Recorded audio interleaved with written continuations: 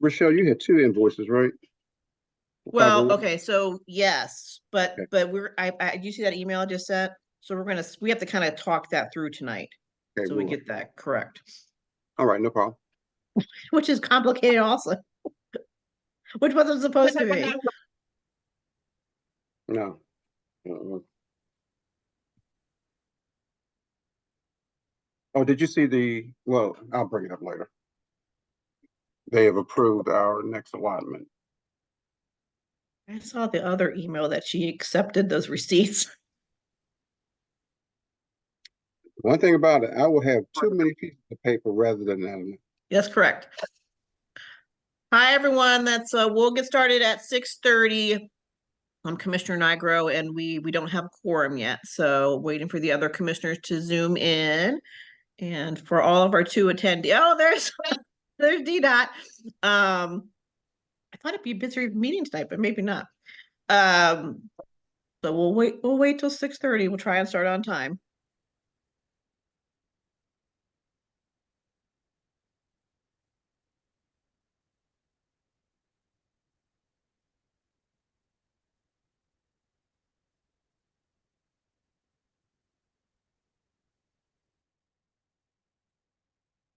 I did send the other two liquor stores their emails earlier, the meeting information, so they should be all set. Great.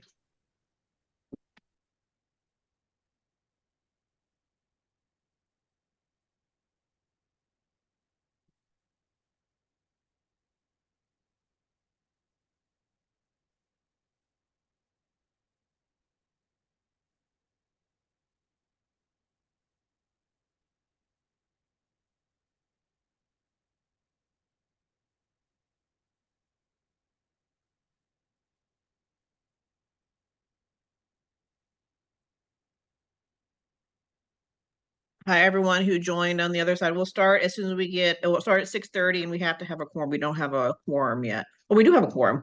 It's 3. I don't forget to count myself. We do actually. You need 4 for a I quorum. think, isn't it 3 for the 6? Oh, it's 50% plus 1. Oh, okay, well then we do need another person. I was gonna remove myself from the equation. So tonight we are being recorded, and so if you want to talk to us, and we move you to the other side, if you say something vulgar or your camera and you do something vulgar, you will be removed from the meeting, okay? So don't do anything. Then if you don't want your voice recorded or your image recorded, I suggest you not be a part of this meeting.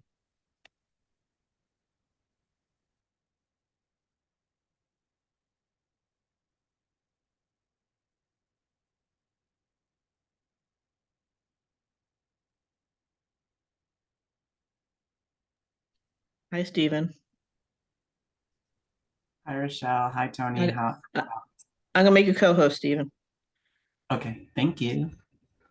We're doing okay so far, Steve. But okay, good. In case I need your assistance, you're teed up. You're doing excellent.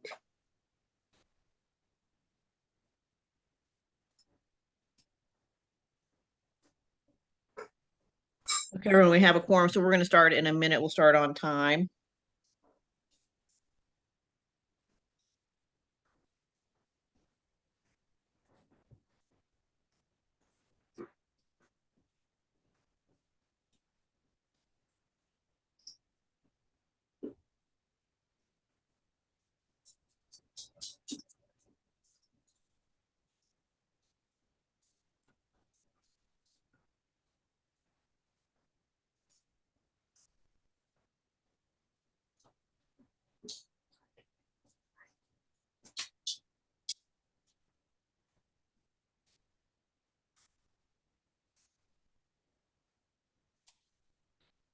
So a question in the question answers was, you're going to raise your virtual hand if you want to be acknowledged when first the commissioners will speak, and then we'll take questions from the audience. You can raise your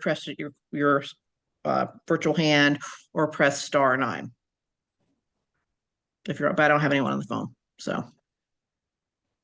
And then Commissioner McCarty will move you over or unmute you if you want to talk to us. Okay, it's 6:30, everyone. Let's begin. All right, everyone. Hi, I'm Commissioner Nigro, Chair of ANC 2G. We are recording this meeting. Welcome to our April meeting. Just to reiterate again, if you don't want your voice recorded or your face recorded, I suggest you not be part of this meeting. And if you do anything vulgar while you're talking to us or any sort of pictures or anything like that, you will be removed immediately from the meeting. And Commissioner McCarty is in charge of that. And so he will take care of that for me. All right. So let's do a roll call. Commissioner Watkins is not with us, so I'll just do this real quick. ANC 2G01, Present. 2G02, Present. 2G03, not here. 2G04, Present. 2G05, not here yet. 2G06 present. So where we do not have right now at 6:31, we don't have Commissioner Watkins or Commissioner Berry. Okay, can you flash up the agenda, Commissioner McCarty? Oh, there's Sheena. There's Commissioner Bear. Hold on. Hold on. Let's move her over. Mhm. I'm here. There she is. Hi, there she is. Hooray. Okay, so we did have two changes for the agenda. We have removed the DDOT notice of intent for the 6th and O Street extending curbs, the extensions there. And we have added the Rhode Island Avenue resolution. Okay. Anything else, commissioners? I'm not sure if I need to add this, but in the Treasury report, I will also introduce the first quarterly report. Okay. Will John Shaw be at the meeting? Does anyone know that? Is he gonna talk about the resolution, or am I just gonna bring it up and we vote on it? Well, let's see if he zooms in. Okay. I I think didn't he's- see him. I don't believe he's available tonight. Okay. All right, thank you. So, and Rochelle, did you want to just talk about that dog park situation under like announcements or? I'm not sure really what to announce because nothing seems to be official. Yeah, I mean, I can ask Parker Griffin if he can just make a brief announcement about. What Yeah, he's just doing. brief announcement, but I don't know what I get it, but I don't quite get it. So that is fine. Okay, One last thing, I have a question. Commissioner Padra, what about Kennedy Rec Center? Would you like to inform the public or no, not yet? We can do that under announcements. Yeah. All right. okay, so I move that ANC 2G approved the revised agenda. Second. Second. Okay, Tony seconds, all in favor? Aye. Aye. Okay, motion passes. Okay, thank you. All right, so let's see if the lieutenant from the 3rd district is on the call.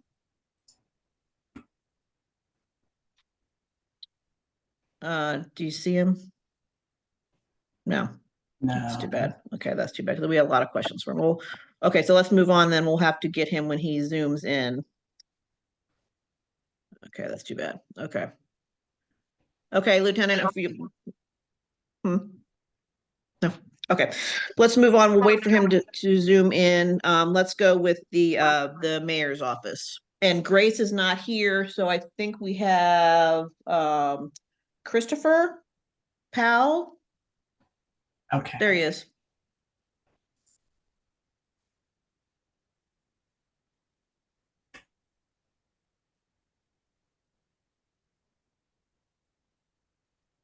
Hi, Christopher. Hi, everyone. Can you hear me all right? Yep. Yes. Yes. I hope everyone's doing well. I'm Christopher Powell, the other half of Ward 2, filling in for Grace, who's out of town for a couple days. I just have a couple brief updates for everyone, and I'm going to share my screen real quick.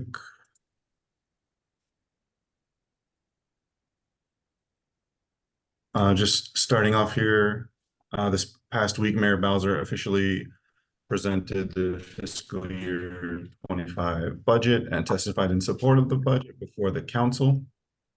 This budget addresses the confluence of post-COVID factors that we are facing, including slower revenue growth, the end of federal stimulus funding, significantly higher operating costs, including an additional 200 million in WMATA funding, and the ongoing impacts of remote work environments. The budget also makes significant investments in our people and our economy and focuses on 3 pillars of long-term growth: public schools, public safety, and the downtown. On the screen here, I have a little bit of breakdown on some of those Ward 2 specific investments. And if you would like a copy of this, just shoot me an email or message. I can send that over to you, no problem. But you can also get more information on budget.dc.gov. Additionally, this week on Monday, Mayor Bowser and the Metropolitan Police Department with Chief Smith unveiled MPD's Real-Time Crime Center and launched their Camera Connect DC initiative that allows residents and businesses to more effectively and efficiently share security camera footage with the Real-Time Crime Center to help support MPD in their crime-solving cases. A couple upcoming events. Sunday, April 14th, we have the Emancipation Day Parade. Hope everyone can come out and join us for the parade, concert, and fireworks. We're going to start around 2 p.m. and end around 8:30 p.m. down near Freedom Plaza. And then also a reminder to check out, there's the Mayor's Office of Deaf, Blind, and Hard of Hearing is having a number of activations this month, starting this week for Deaf History Month. So you can check out at moda.dc.gov for all the details on those activations. And then the Mayor's Office of Clean City has the Ward 2 roll-off day, not too far, in Mitchell Park, Sharon and Kalorama, starting this Saturday at 10 a.m. They'll be out there until the dumpster is full. You can bring bulk items, electronics, and e-cycle. There's more information on cleancity.dc.gov and also a list of prohibited items. Hope to see you out there as well. And then just a quick reminder that the DPW has their quarterly community conversation with Director Spriggs on Wednesday, April 24th. So if you guys have any other questions, you can reach out to me or my partner, Grace. Contact information will be here on screen. Christopher.powell2@dc.gov. A lot of people forget the 2 at the end and then get mad that I don't respond. But if you want to ask me any questions or set up a walk with me or Grace in the community and point out any infrastructure flaws or problems, happy to meet up with you guys. And that's all I have for today. I appreciate the time. I can take any questions if there are any. Okay, commissioners, go ahead. Commissioner Barry. Could you speak about the mayor eliminating ERAP? Eliminating ERAP? Yes. Cutting the budget in half.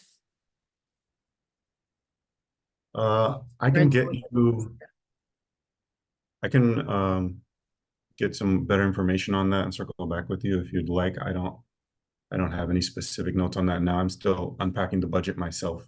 So I apologize. Right, But yeah. I can follow up with you. I know that's a tough choice to make, and there's been a lot of tough cuts or adjustments. I know that I thought I saw that ERAP was opening back up. There was additional funding coming up soon, but I know long-term funding has been a struggle. I used the improper word. I shouldn't have said eliminate.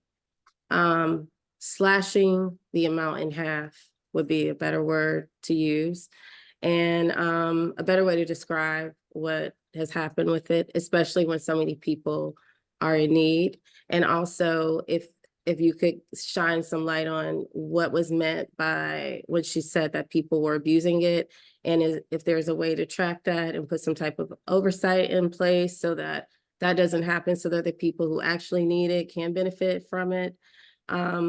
those are questions I would take back to the mayor, because it's a scary thing when you have a system that you set up at 12 midnight and by 12 noon it's already shut down. You can see that there's a tremendous need for that. So her slashing that in half on the budget would cause a concern in DC, especially when people are in need of housing and rental assistance. Certainly, no, I understand. I do believe the mayor Mhm. did make a comment about, I believe she did address that during her, when she addressed the council, and I can try to find that timestamp for you and get that. I know she just mentioned the fact that Yeah, I heard it. kind of classifying it, as an emergency fund, but people using it for years and then trying to establish that type of oversight so we can not have the system be used so that people are able to receive those benefits. I think that has been a bit of a struggle. So I can do a little more research on her comments and then get those to you. Right. No, I heard her comments. I was just wondering, what is the process for watching that, for making sure that that is not abused? And if there is a system that you all could create so that that doesn't happen, so that other people do not have to suffer who actually need the service. That is my Certainly. question. Yeah. Not to That's- eliminate it, but to, yeah. Okay. I got you. I'm gonna write it down. Okay. Commissioner Padra. Christopher, I'm surprised you didn't mention the mayor's Earth Day cleanup on the 27th, which here in Shaw will be kicked off at 10 o'clock in the morning in front of the Kennedy Recreation Center. That's my fault. I've been focused on the roll-off, which is coming up this weekend. Yeah, Clean City had their spring cleanup. It's 27th, you said, I believe it's Earth Day. That is coming up, and they did announce for Kennedy Rec, so that is exciting. Me and Grace will be there for that as well. But yeah, thanks for the catch. So is there a website that folks can use to get more information to sign up? I believe there is.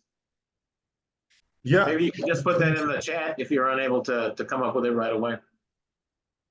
sure, I do. I know I get graphics as they come, and it was kind of one thing at a time. So I can see if I can get that graphic to you as well. I have the graphic.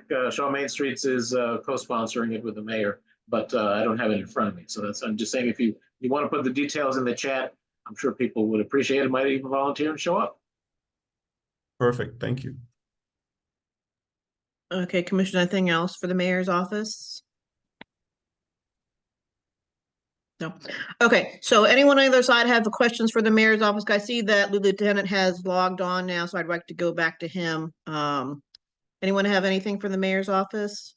Raise your virtual hand. No. Okay, Mr. Powell, Thank you. thank you for attending. All right, let's go back to the police. I see the lieutenant has logged on. Alan.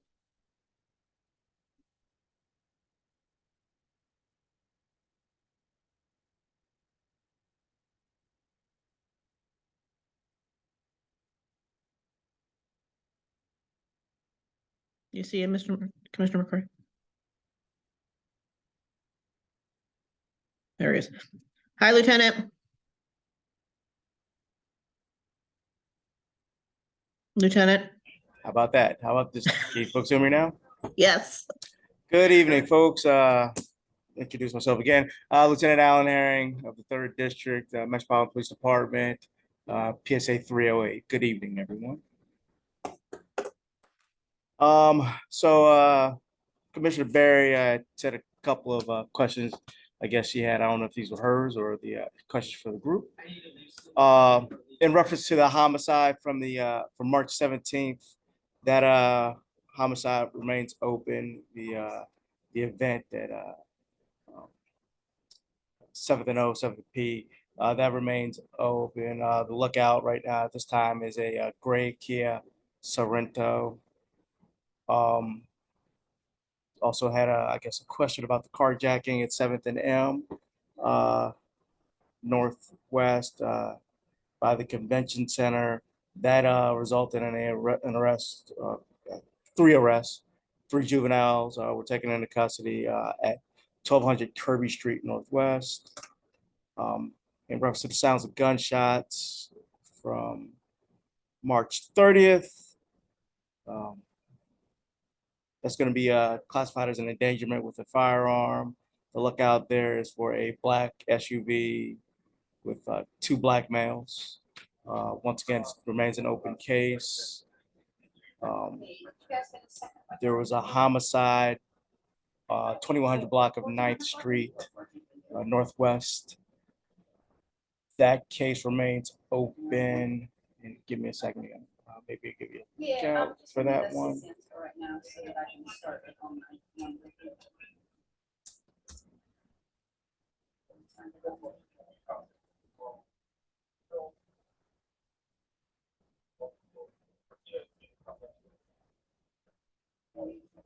Okay, yeah, as soon as you guys get that sheet, ready, I'm just sending to that, because I have to attach that to my report. So- That's the suspect. One suspect is described as a black male. No, email me that, gun stuff. Unknown clothing. Yeah, Next that- suspect, also a black I male. appreciate it.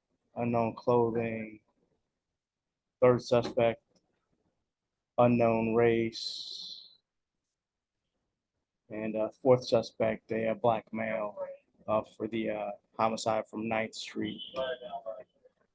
And then she also had a concerns about robbery. Yes, I couldn't find locate a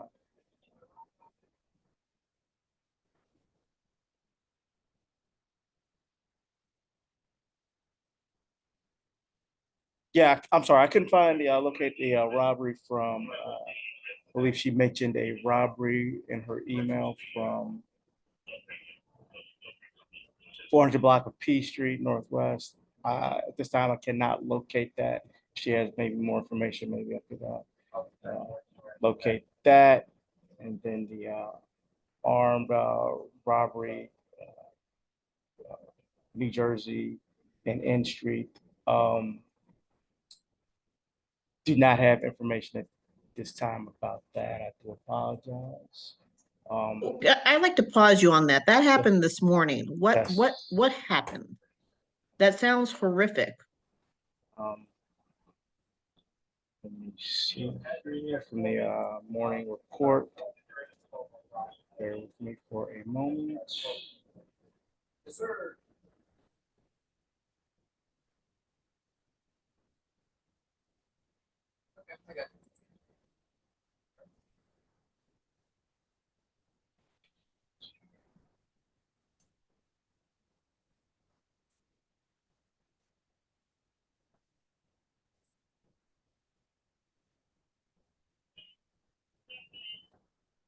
Lieutenant, should I Oh, ding no. you later or? Okay, Oh, all no, right. I'm not. If you give me a couple seconds, I can.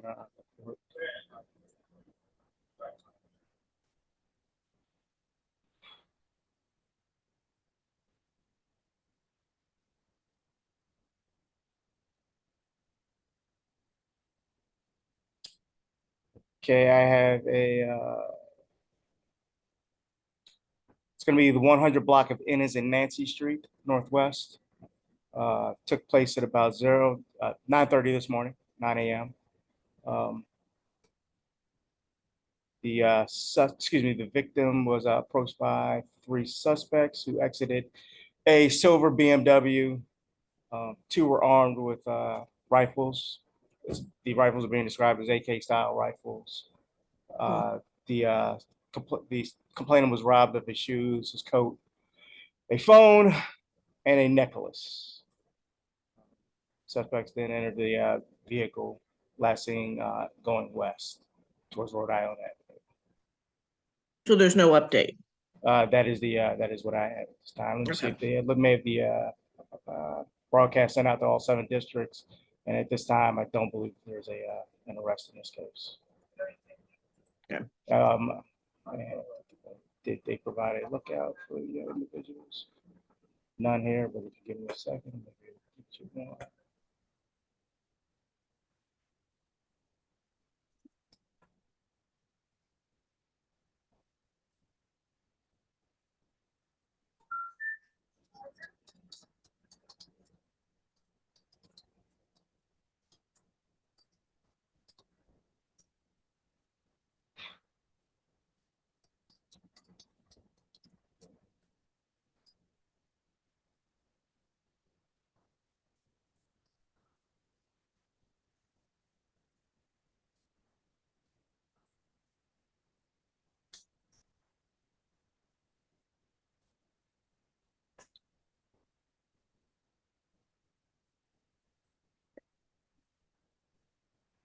That's okay, Lieutenant. We Okay, all right. we got to move on. So, I understand.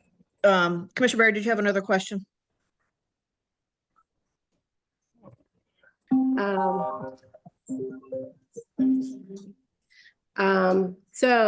My question was about the 3 juveniles that you arrested. Mhm. When that happens, what happens to the juveniles? Because I was informed that it is a series of people um, who have, who repeatedly commit this crime and they're arrested and you have them in custody and then they're released again and then they're arrested and, there's a pattern here. So could you tell me and the public and let us know what happens in that situation, especially when you know that there is a habit, a pattern forming in some of these juveniles that you are arresting? So in reference to juveniles, so when they're when a juvenile is taken into custody, let's consider for a major crime, such as a robbery or carjacking.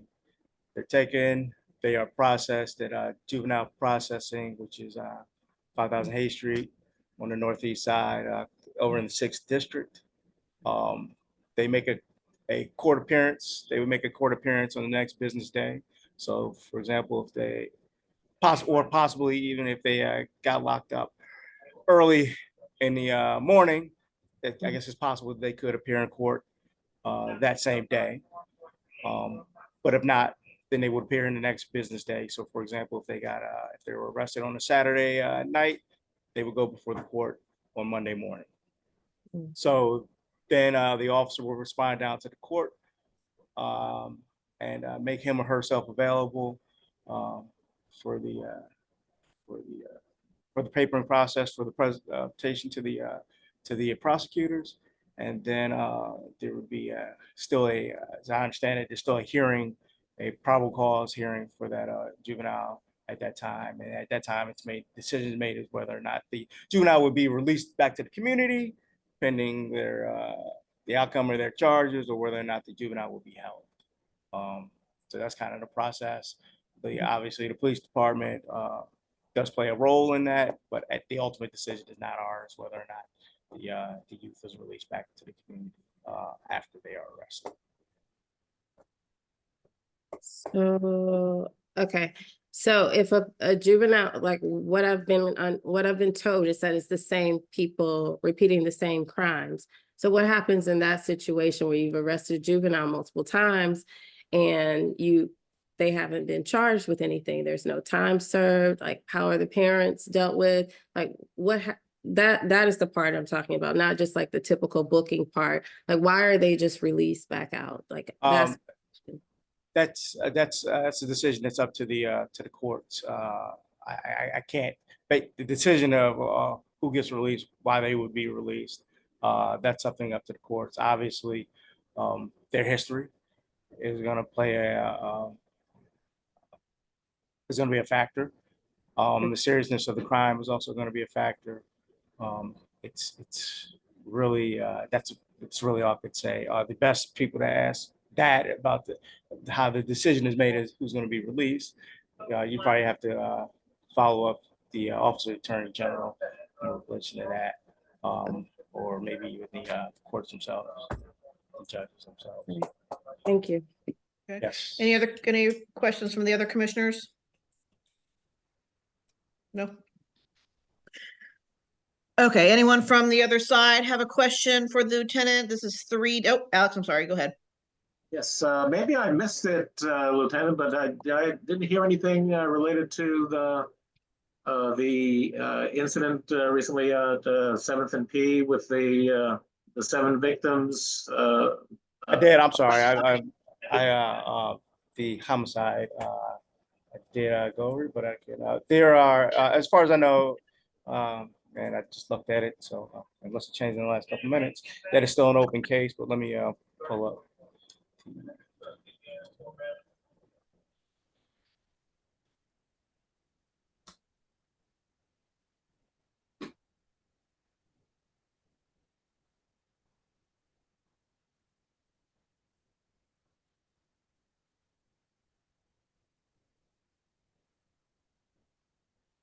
So yes, 2 decedents and And then 5 other victims, and that as I thought I had indicated earlier, this is still an open case. Did you have any other questions, or do you have specific questions about the matter? Such as the lookout, No, perhaps? when you have that many people shot, you get more questions about that from the community than anything else. So, Gotcha. sure. Anything else that you can share? I know that the lookout. Let me see if I can go back up to the lookout.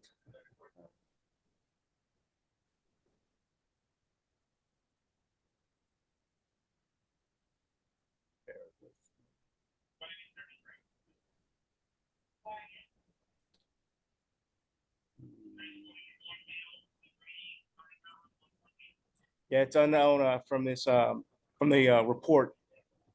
Excuse me. From the report, it's unspecified on the lookout at this time. no, there was a photograph of a suspected vehicle that was. I'm looking at the report. The report has not been updated. If you see if there's if I can go into the emails and see if there's an updated lookout there.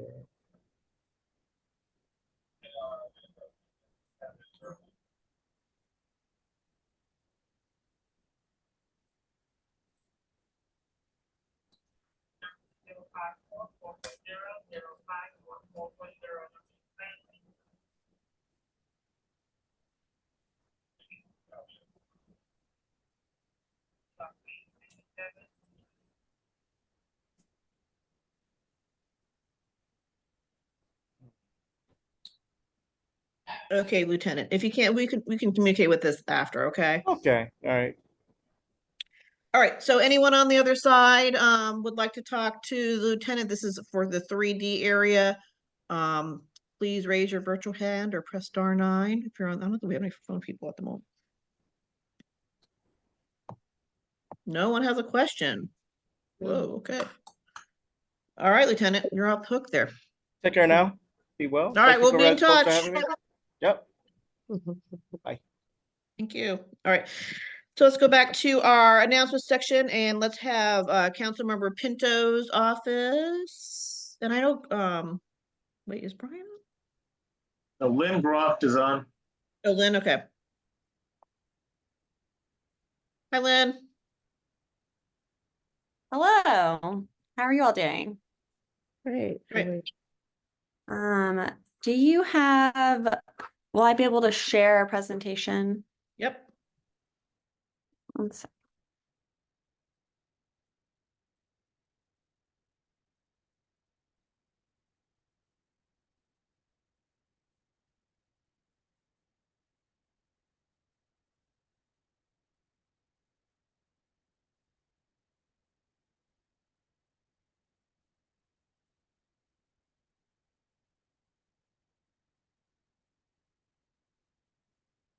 Hmm.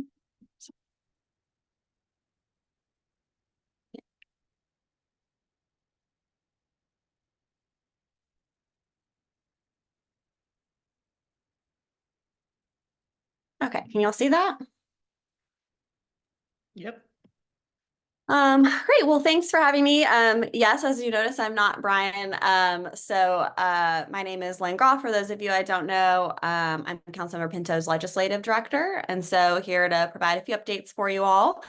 I think Brian should be back next month, but have both of our contact information here in case you have any questions that may be specific to me, or if there's anything you want to pass along to Brian.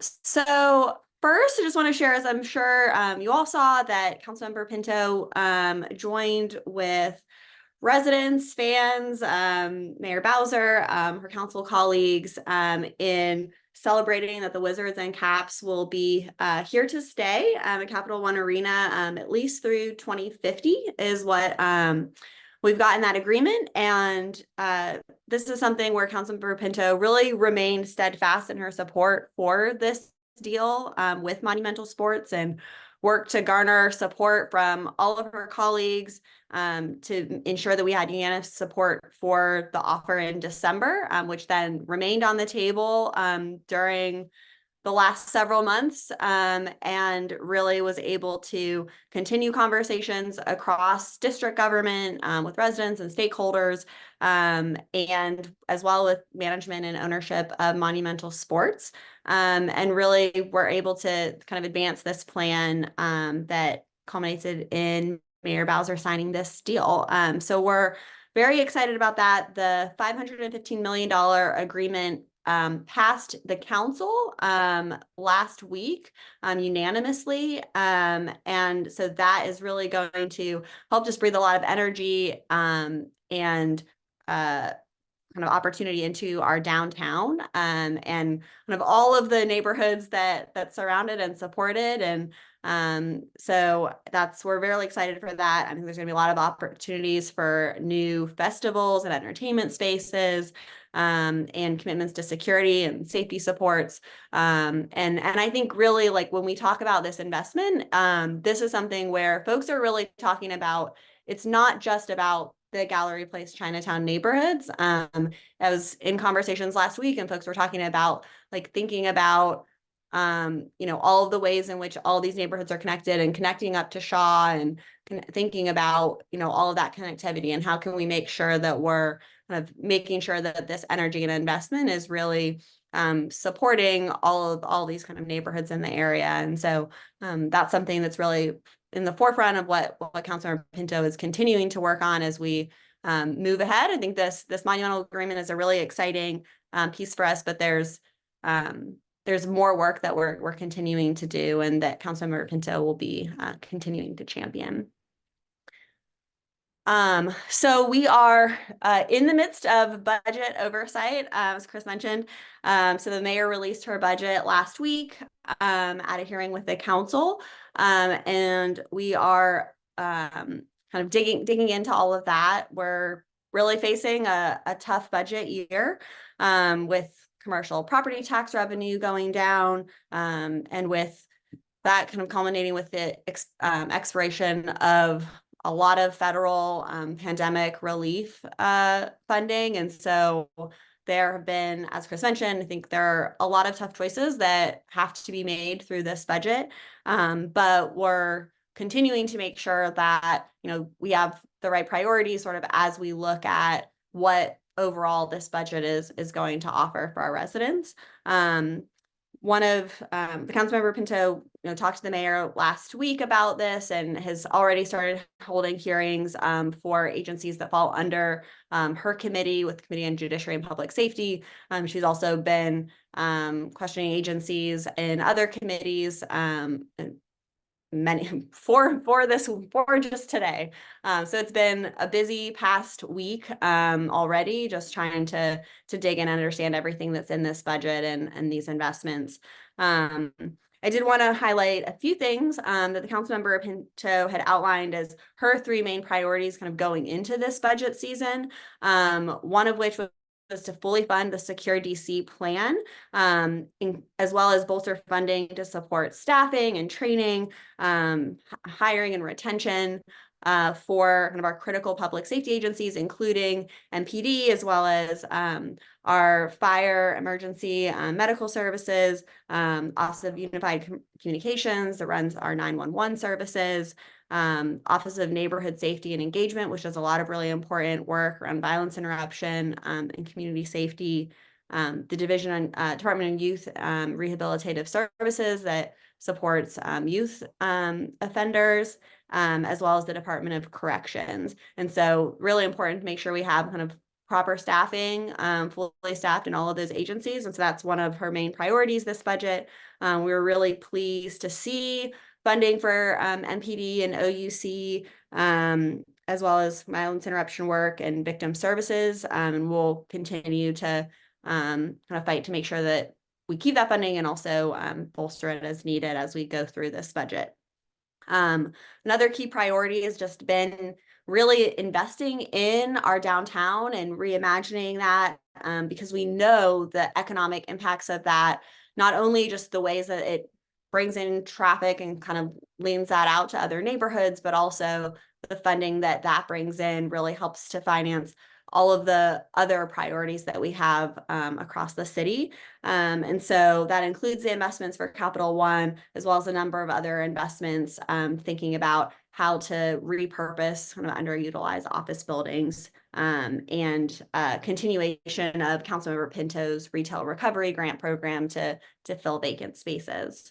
And then another key priority was fully funding WMATA. We were pleased to see the $200 million commitment from the district to help fill that budget gap that WMATA is facing, so that we don't see cuts. And that's going to be something that, as we're going through this the next 2 months and beyond, Councilmember Pinto is really looking at making sure that we do not see cuts to any bus lines or services that period that our residents need. And so that's something that we're really looking to make sure that we protect there.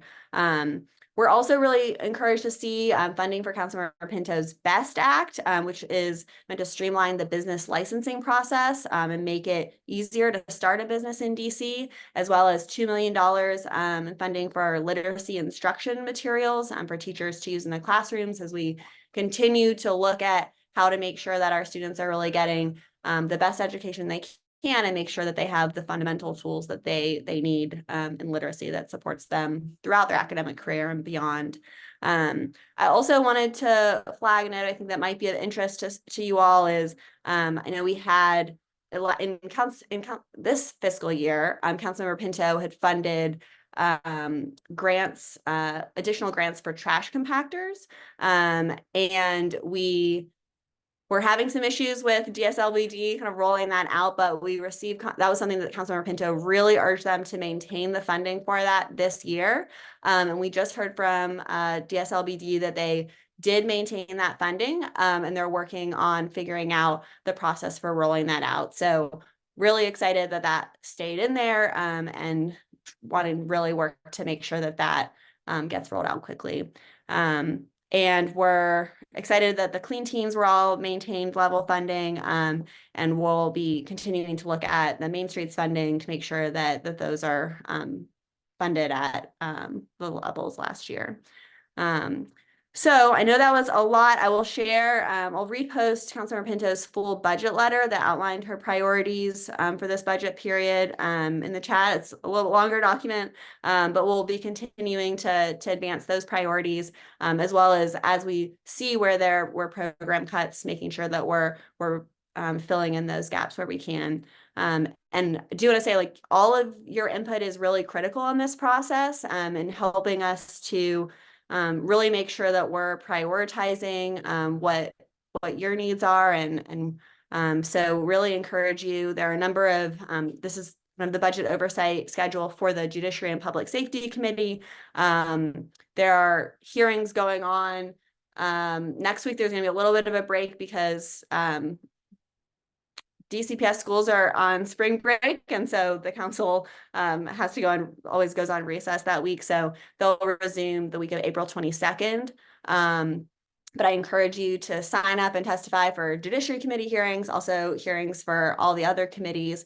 It's really important that that the council staff, as well as the agencies, hear from you and hear your input.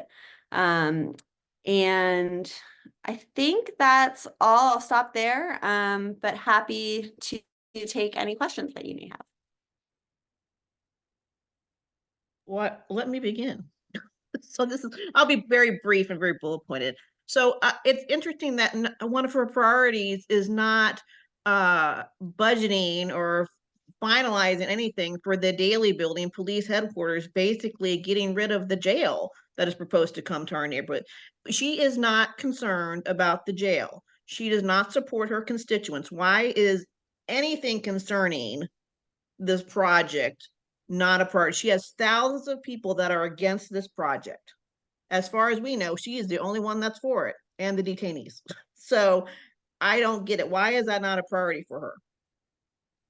So it absolutely has been a priority for the council member to make sure that we don't have any harms like this, and this is something that the council member, as I think we've shared with you before, worked to ensure that there are commitments to that if they're Okay, going. let's not waste time. So all I need to know is that if she's considered it for the budget or not. Can you just clarify, considered what for the budget? Basically, the daily billing, the final, the real central cell block, So it absolutely, it was part of anything. it was part of her budget letter request to the mayor, and it is one of her absolute top priorities for funding. But you didn't name that. But you didn't say that. Well, I'm saying it now. I apologize. Okay, I'm that's saying next week's. Okay, we don't have to it go on. I don't want to, we don't have to drone on. We've gone on long enough. Okay, commissioners, anything else? Alex? So, yeah, so actually to try to close out on the last issue.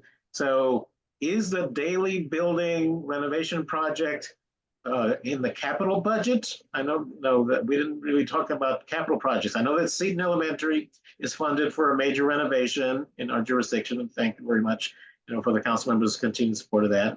The mayor has that as well. But is the daily building project in the budget, in the capital budget? And if so, for what years? So it is not, and that is a big problem. And that is, the council member talked to the executive and told them that it needed to be a priority and needed to be funded this fiscal year and to make sure that we can ensure that this will only be temporary. And we're very disappointed that it's not in the budget that was sent over to us from the mayor. And so this is one of our priorities as we work over the next 2 months to finalize this budget, is to get the funding in there for that project. So she needs to be vocal about that then. She needs to say it out loud. She needs to put something out and say that this is a priority. Her constituents do not want this jail. It needs to be in the budget. It is ridiculous that she has not been vocal about this. Well, it is in her budget request letter that she sent to the mayor. And I'll send that. Sorry, I didn't post that link right now, but I'll post that link here again so that you can review that. But that is something that she's shared publicly and will continue to do so. Okay, because obviously it's one thing if we're going to get saddled with this jail. It's bad enough that it should be there the minimum amount of time that it has to absolutely be there. But it's very concerning when the project that is the reason for the jail having to be relocated, doesn't seem to have a beginning point and an end point. So you can understand why our constituents are very concerned that this is so amorphous. So anyway, I think you've heard us on it. And we agree that that funding needs to be in there so that we can ensure that this is only temporary as it has been committed. Well, okay. We believe it's going to end up being permanent. I stand by my words. So, okay. Anyone else? Oh, I'm sorry. I'll go ahead.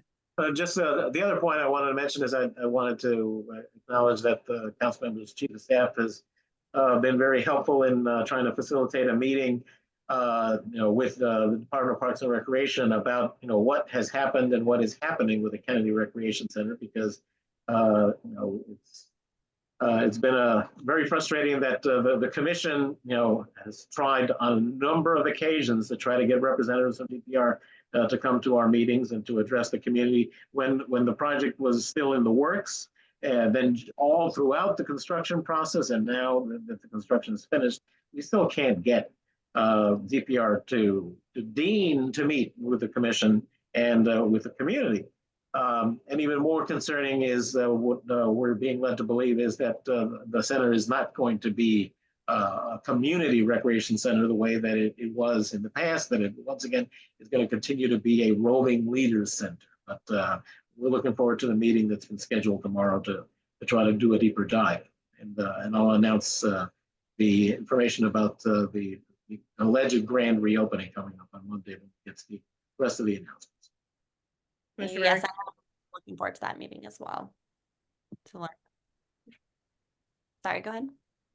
Hi, Lynn. It's my first time meeting you. I'm Commissioner Barry. So I want to echo what Commissioner Padro was speaking about with the Kennedy Recreation Center. I was under the impression that the Kennedy Recreation Center was a community center and a resource for this community where people could go, students could go, seniors, you know, you name it, anyone who lives in this community. And I have been advocating for them to not only, receive more funding in the budget for their renovations and to receive any additional funds for the completion of the gym, which did not get touched in the renovation, which I was disappointed about because it is a recreation center and it should be used. The gym should be able to be used. So I would ask that you take back to Councilmember Pinto that she be supportive of us in allowing this recreation center to be used for the community. A lot of shootings happen out there and the community really wants to utilize the courts and the facility itself. And having more people and more presence would, I think, prevent a lot of the violence and loitering and trash being dumped. People would be invested in the community. And I hope that Councilmember Pinto can get behind us on this. So I'll be sure to pass that along, but we agree that it absolutely can and should be a resource like that, and want to make sure that this rec center has the support and resources it needs to be able to serve the community like you're saying. So I think you're right. Okay, Commissioner McCarty. Hi, Lynn. I hope you're doing well. I wanted to ask you really quickly about 9th Street Northwest. I still have a lot of constituents who are asking questions about any work that's going to be done. The council member hosted a walk last year with DDOT and DPW down 9th Street, but nothing has really changed and we haven't heard any plans or advocacy since.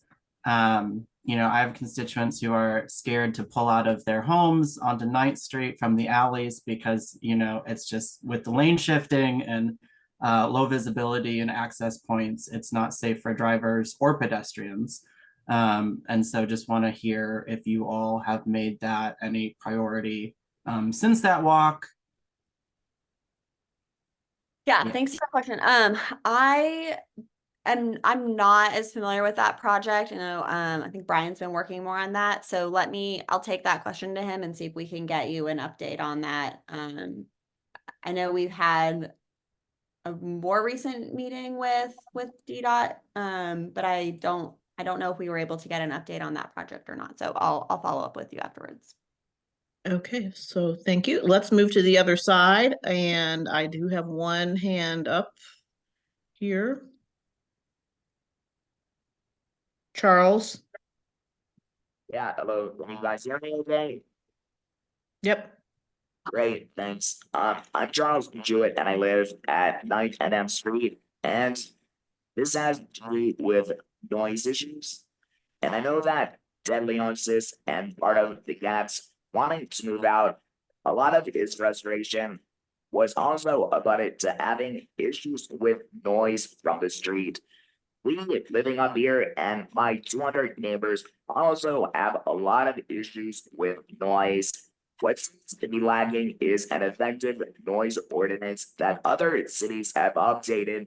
If the mayor wants to increase residents by 5,000, residents or units or family members in the next year, and as these buildings need to transition, if the city doesn't have a good noise ordinance that is clear and understandable and most importantly enforceable by the right city departments, we don't want to live down here. There's no reason for me to encourage my friends, in the suburbs to move in.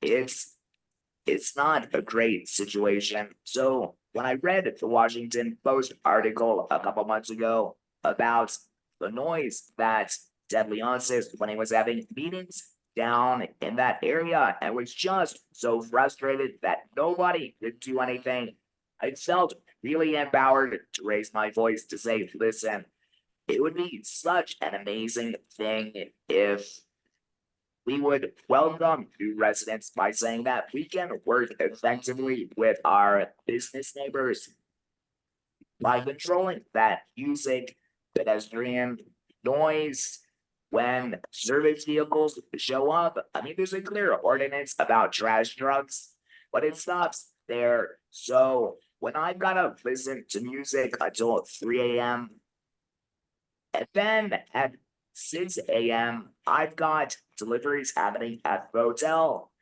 When exactly do you want me, my kids, the police officers that live in this building, the service, members of the military, when, it's just not great. So is that a priority? Is that on the radar? Is that on the legislative agenda?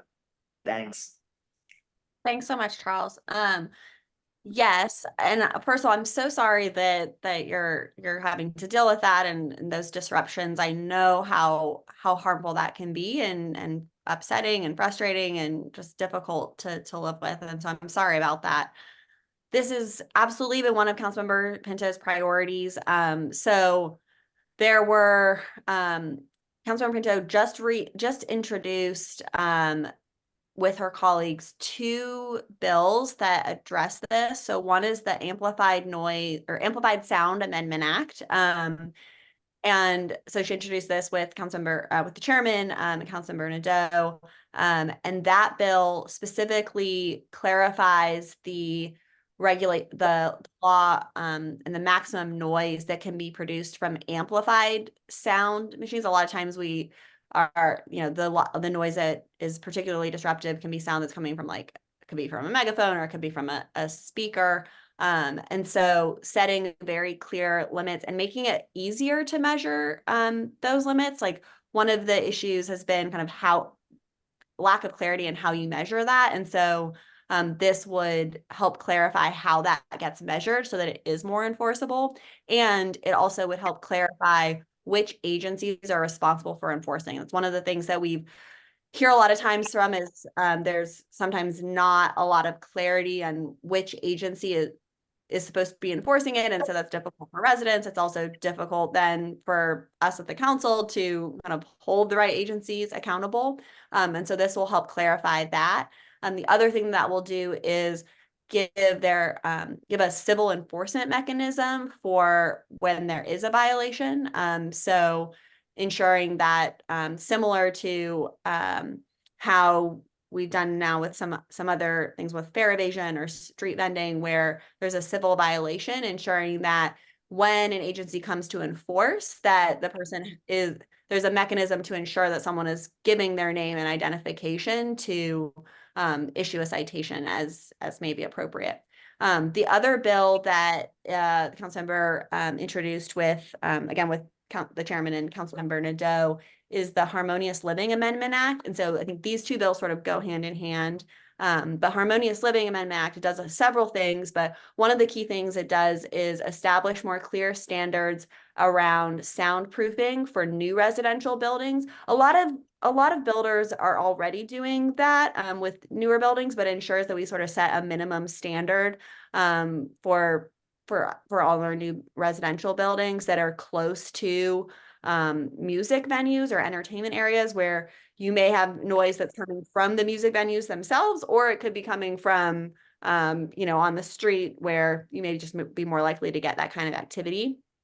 And then it also provides grants for retrofitting existing buildings to implement soundproofing mechanisms in those buildings. And so if you have an older building, making sure that you can retrofit that to improve the soundproofing.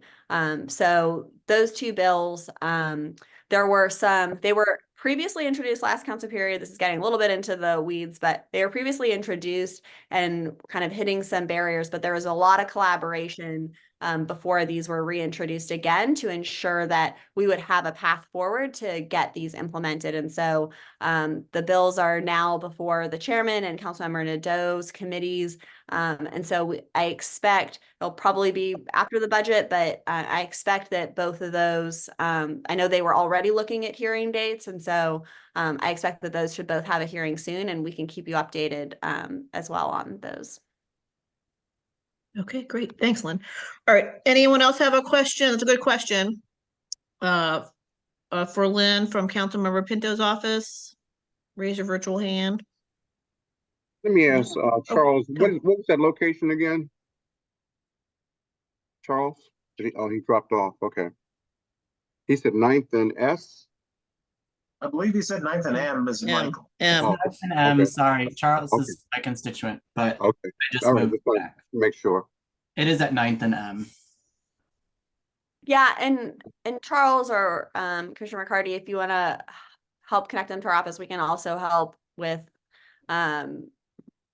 making sure that those violations are getting reported, and we can, I know it can be mixed bag getting enforcement on those things, but we can make sure that we are getting those submitted and that our office can then try to follow up to make sure that we're seeing enforcement there. Thank you. Okay, great. Thanks, Lynn, very much Thank you. for stepping in. Okay, commissioners, any announcements? I do have one. So I'll be brief because I can go on forever about the jail. So we got released last night was the government response concerning from what the Board of Zoning Adjustment wanted additional information. So that response came out late last night at 10:30, but I haven't had a chance to read it at all, so I can't comment. So, and then our lawyer will respond to the response to that additional information by April 24th, and then there will be a decision from the Board of Zoning Adjustment on May 1st about it. And in the meantime, because the government is not certain how this is going to turn out, they're concerned too that they have had the workers stand down, and so there is no construction going on currently. So things are interesting. And I did ask, I FOIA'd for how many detainees were released from the current Central Cell block, and of course I got a non-response. So I can only assume that it's going to be a lot if this happens, right? If you don't give me an answer, I can assume a lot. And so there's going to be some additional information coming out soon about that condition. So more information to come about that. I'm teeing something up, so get ready for that probably next week. Okay, that's your Central Cell block update. And actually, I want to call on, so before I forget, because Commissioner Watkins is not here, is Play DC on the line? Miss Jones, who is going to join us? She was going to make an announcement before I forget. Is she here? Miss Jones, raise your hand if you're here. Do you see her anywhere? No? Okay, that's too bad. Well, maybe I can make an announcement about Play DC. So, and since Commissioner Watkins, I thought she was going to be here, but not. So we had a meeting with Play DC and their lawyer. And of course, they are not responsible for those horrific murders. We all know this, but we repeatedly hear complaints about the noise. And so Play DC is going to have a meeting with the community actually at the bar. So she's not here. I was hoping she could announce the date. So that is coming because they want to talk to the residents and they want to work with the community. But we know there's these noise complaints, and we asked for the security guard to walk around. And Ms. Watkins and I also had a meeting with ABCA, with Sarah, who's our liaison, and said, we need enforcement. There has to be the phone has to be picked up when people call, and there has to be some sort of action from ABCA. So we're on it still. So I wanted to mention that, but since Ms. Watkins is not here. Okay, that's it for me. Any other commissioner? Ms. Berry? Okay. Yeah, so DDOT sent out a notice of intent to extend the curb cut at 6th Street and O Street where they intersect. And I am letting all residents know if you have any remarks about them doing this, please email me, or you can contact me. Go to www.anc2g.org and go under commissioners, and you can find how to reach me so that I could tell you how to submit remarks. I personally am against this because I feel like the road is already very narrow there, but I look forward to hearing the public's opinion about what is occurring at 6th and O Street. Okay, Alex. All right, so previously alluded to a so-called grand reopening event at the Kennedy Recreation Center on Monday, April the 15th. So the lineup is starting at 11:30 with a ribbon cutting. 12 o'clock is supposed to be lunch with the DPR director, Freeman. No details as to what the format of that is. 1 o'clock to 3 o'clock, they're going to show the film Creed 3. So that's a pre-movie screening. 4 o'clock to 6 o'clock is going to be community bingo. 5 o'clock to 6 o'clock is supposed to be a porch party with shea butter making. And then from 6 to 8 p.m. there's supposed to be a game night. So this may be one of the rare occasions that the community actually gets to use the Kennedy Recreation Center for its intended purpose. This was built to be able to serve the needs of youth and seniors and residents of all ages. Unfortunately, during the pandemic, it ended up being used as a homeless shelter. Then after the pandemic, the roving leaders took it over as their headquarters. So none of the activities that normally have been taking place in the past at the recreation center, including basketball leagues. There have been some senior activities, I'll grant you, but not nearly as aggressively as they were available in the past. But the ability of people just to go in the door, half the time the doors are locked. Can't even get in the building. So watch for upcoming information about opportunities to express the community's concerns about the fact that our neighborhood community recreation center has been turned into basically office space for, I would say, a program that is not serving our communities. So Alex, when did you all find out about that it was going to still be the road? Because that's insane. It's insane. That's a conversation that I got yesterday as we were trying to schedule a meeting coming up tomorrow that the council member facilitated. Why bother to have a grand opening, for Pete's sakes? Indeed. I mean, if you're how dumb. I mean, basically, it's smoke and mirrors. So they want to make it sound like, because the council member put money into the renovations of the building, even though it wasn't enough to do everything that was supposed to be done, as Commissioner Berry noted. Again, this commission repeatedly asked for the scope of work, that was supposed to be performed with that budget, never got it to this day. Then all of our questions about what kind of programming was going to be offered, at the center once it reopened, again, radio silence. Couldn't get, Tommy Jones or any of the other people, Chris Dye or anybody else from DPR to come to this commission to be able to address the commission and the public. So basically, this is smoke and mirrors, and we're going to need our council member to back us up because we want our recreation center back. Right. Okay. Anyone else? I'll call the other side. Stephen, you all set? Okay. Oh, there's Inspector Davis. Go ahead, Inspector Davis. Good to see you. Did you have something important to tell us? Yes. Okay. Can you see me? No, so we can hear you though. Okay. I just wanted to let you, hello everyone. Hi. I just wanted to let you all know, at this present time, I'm the only inspector in Ward 2. It was 3 of us. They had to move someone to another ward because of manpower. And my partner is out for probably the next 4 weeks. But I have been in the area and I have wrote several citations for trash cans being left out. Also, I would like to also express to the resident that when you schedule bulk collection, the bulk cannot come out before the night of your scheduled date. If it's out before that date, you still can be cited for that bulk collection. So I am running into that quite a bit, and I am running into trash cans being left out on certain. Now, our street is getting a little better. S Street is getting, the 900 blocks are getting a little better. But my 6th Street, that 6th Street over there off the, I believe that is the 1500 block, I believe.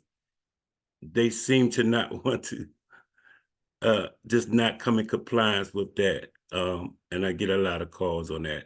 So I just want everyone to be mindful that you must return your cans back to your trash can, and that plastic bags are against DC municipal regulation unless it's inside your solid waste container. And your yard waste should be placed in a paper yard waste bag. All right. So, Well, we thank you, Inspector, and you're going to be a busy man since you're the only one in the entire ward. oh yes. Oh dear. Oh yes. Well, I won't bother with too many requests then. Nah, you still send y'all requests. It's Okay. going to get done, believe me. Believe Okay. me. Well, I focus on my service requests, especially when I'm by myself. So please Okay. use the 311. Great.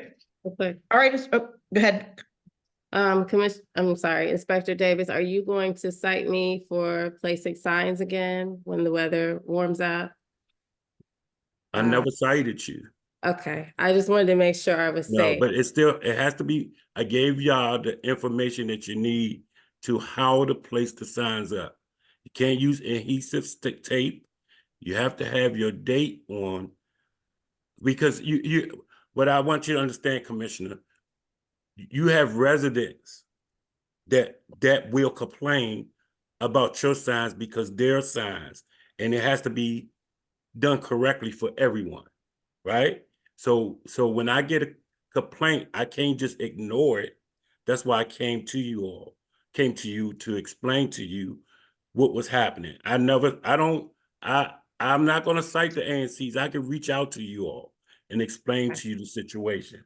But you have to, I gave you the regulation to how it should be placed out. Then I can explain to the residents so that they can understand why your sign is up there. And if they can go and look at it, it's done correctly. Okay. Okay, great. Thank you, Inspector. We appreciate your time with us. Okay, anyone else from the other have a community announcement? Okay, Mr. Griffin? Okay, I'm sorry. I wanted to say one other thing, because we do have a helping hand program. Like they have an Earth Day. Our office do it throughout the spring and the summer. So the residents can apply for a helping hand, where we will give you the tools and the bags, and you will give us a place to where the bags will be, a central area where the bags will be at, and we will collect it. You can reach out to my office at 202-645-7190, and someone will help them get that started if they like. Okay, great, thank you. Or Mr. Griffin, do you have a community announcement for us? Yes, I do. Can you hear me okay? Yeah. Hi there. For those who don't know me, and I will keep this brief, I promise. My name is Parker Griffin. I've lived in DC for over 10 years now. Living in 2G is so wonderful, and I'm a huge fan of everything that this ANC does in particular. But I wanted to bring attention today to the site that's directly adjacent to ANC 2G, which is the block of 625 T Street Northwest. This is a small triangle plot of land that you may be familiar with. It's the intersection of T Street and Florida Avenue, very closely located to the Pho House, serving amazing Vietnamese food, and across the street from Uproar, the bar and lounge across the street on Florida. This triangle lot is city-owned property, and back in about 2020, part of the deputy mayor for planning and economic development DEMPED's initiative was to activate any site that was city-owned and currently vacant. The land was then leased to T Street Development Group for $1 a year, which with the intention that T Street Development Group was going to be activating the site for economic use. If you're familiar with the site, and I walk by it very frequently, I also bike by it, the site has not been activated in quite some time, and in fact has quite a lot of trash and lawn furniture that's currently on it as well, and not being well maintained and not well secured. I have a application in process with that I'm planning to submit to the Department of Parks and Recreation, DPR, next month, which would be to propose a dog park for the site. The reason I have several reasons why I think the site is prime for a dog park. It already meets the requirements for DPR. In addition, it fits a lot of the requirements for the T Street Task Force, as well as this community, which has been that we want this site to remain fenced in, but also have a clear line of sight from Howard Theater to Florida Avenue. The site would certainly increase foot traffic in the area, which is fully in line with both the Arts Overlay District zoning, including also the Duke plan, which calls for 18-hour pedestrian traffic. So while this meets a lot of the city's plan, I think it also meets a lot of the community's plan as well, since the ANC is not just focused on, everything going on, but really focused on what is the community looking for. I already have over a dozen local businesses that Mr. Griffin, we need to move on. Oh, yep. Sorry. This is supposed to be Yep. Sorry. In short, I would really like the support of this ANC, and hope that we can work on passing a resolution here while it's not in the ANC, but showing favor that the residents in this neighborhood immediately adjacent would support. Okay, so come back to us when we have something official to do. Yep, you got it. Okay, thank you. Events DC, anyone else from the other side have a community announcement? Raise your hand now or moving on. Okay, there we go. Okay, Solana. Hi, everybody. My name is Solana Vandernet. I'm the Senior Manager of Community Engagement for the Walter E. Washington Convention Center. I'm happy to serve as a connection point between you and Events DC. I'll put my contact information in the chat. I'll also put in the chat our link to sign up for our electronic mailing list and our social media platforms as well. Regarding the April event calendar for the rest of this month, we have 11 upcoming events at the Convention Center, 7 single-day and 4 multi-day events. I would like to highlight 2 events, Thursday, April 25th through Saturday, April 27th. We have the Oncology Nursing Society Annual Congress, and that will be an estimated attendance of 9,000. And then later at the end of the month, the 2024 Modern Day Marine will be with us with an estimated attendance of 6,000. We are happy to report that our first free public art tour last month was a success. Our next tour will take place on Wednesday, May 29th. And I will include the registration link in the chat as well. Finally, we also have some volunteer opportunities coming up that I'd like to share with you. Please note, volunteers must be 18 years or older. Day of Play at RFK will be held at the Fields at RFK this Tuesday, April 16th from 12 p.m. to 4 p.m. This is a free spring break community-based event with competitive field games, music, food trucks, and fun activities for all ages. And then Passport DC is back, and with it, Around the World Embassy Tour is set for Saturday, May 4th from 10 a.m. to 4:30 p.m. I will include both links in the chat as well for these volunteer opportunities. And thank you for letting me join this call, and please let me know if you have any questions. Great, thank you. We appreciate the information.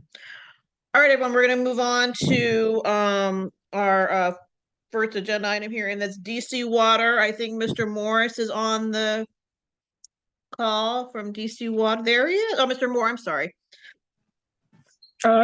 Yes, excuse me, I'm here. All righty, great. Well, we're excited to hear your presentation about lead-free DC. Okay. And thank you for reaching out. To share my screen? Yep, go ahead. All right. on more. I don't see the The green, option. little green thing, share screen. Yeah, I don't see it here. I don't know what. Yeah. It's a mute. I don't. Oh. Did we lose him? He's coming back. Okay.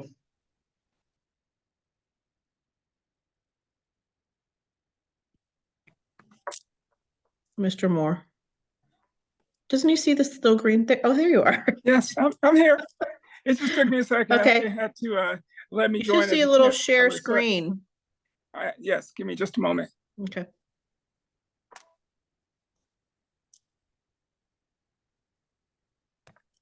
Okay, hold on. Share.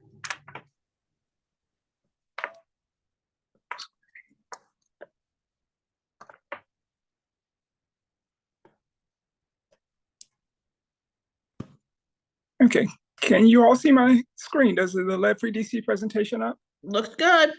All right, perfect. Well, good afternoon, good evening, everyone. My name is Sean Moore, and I'm with DC Water. Just wanted to take a few minutes today to give you an update on our lead-free DC program, let you know what it's all about and what we're doing in 2G.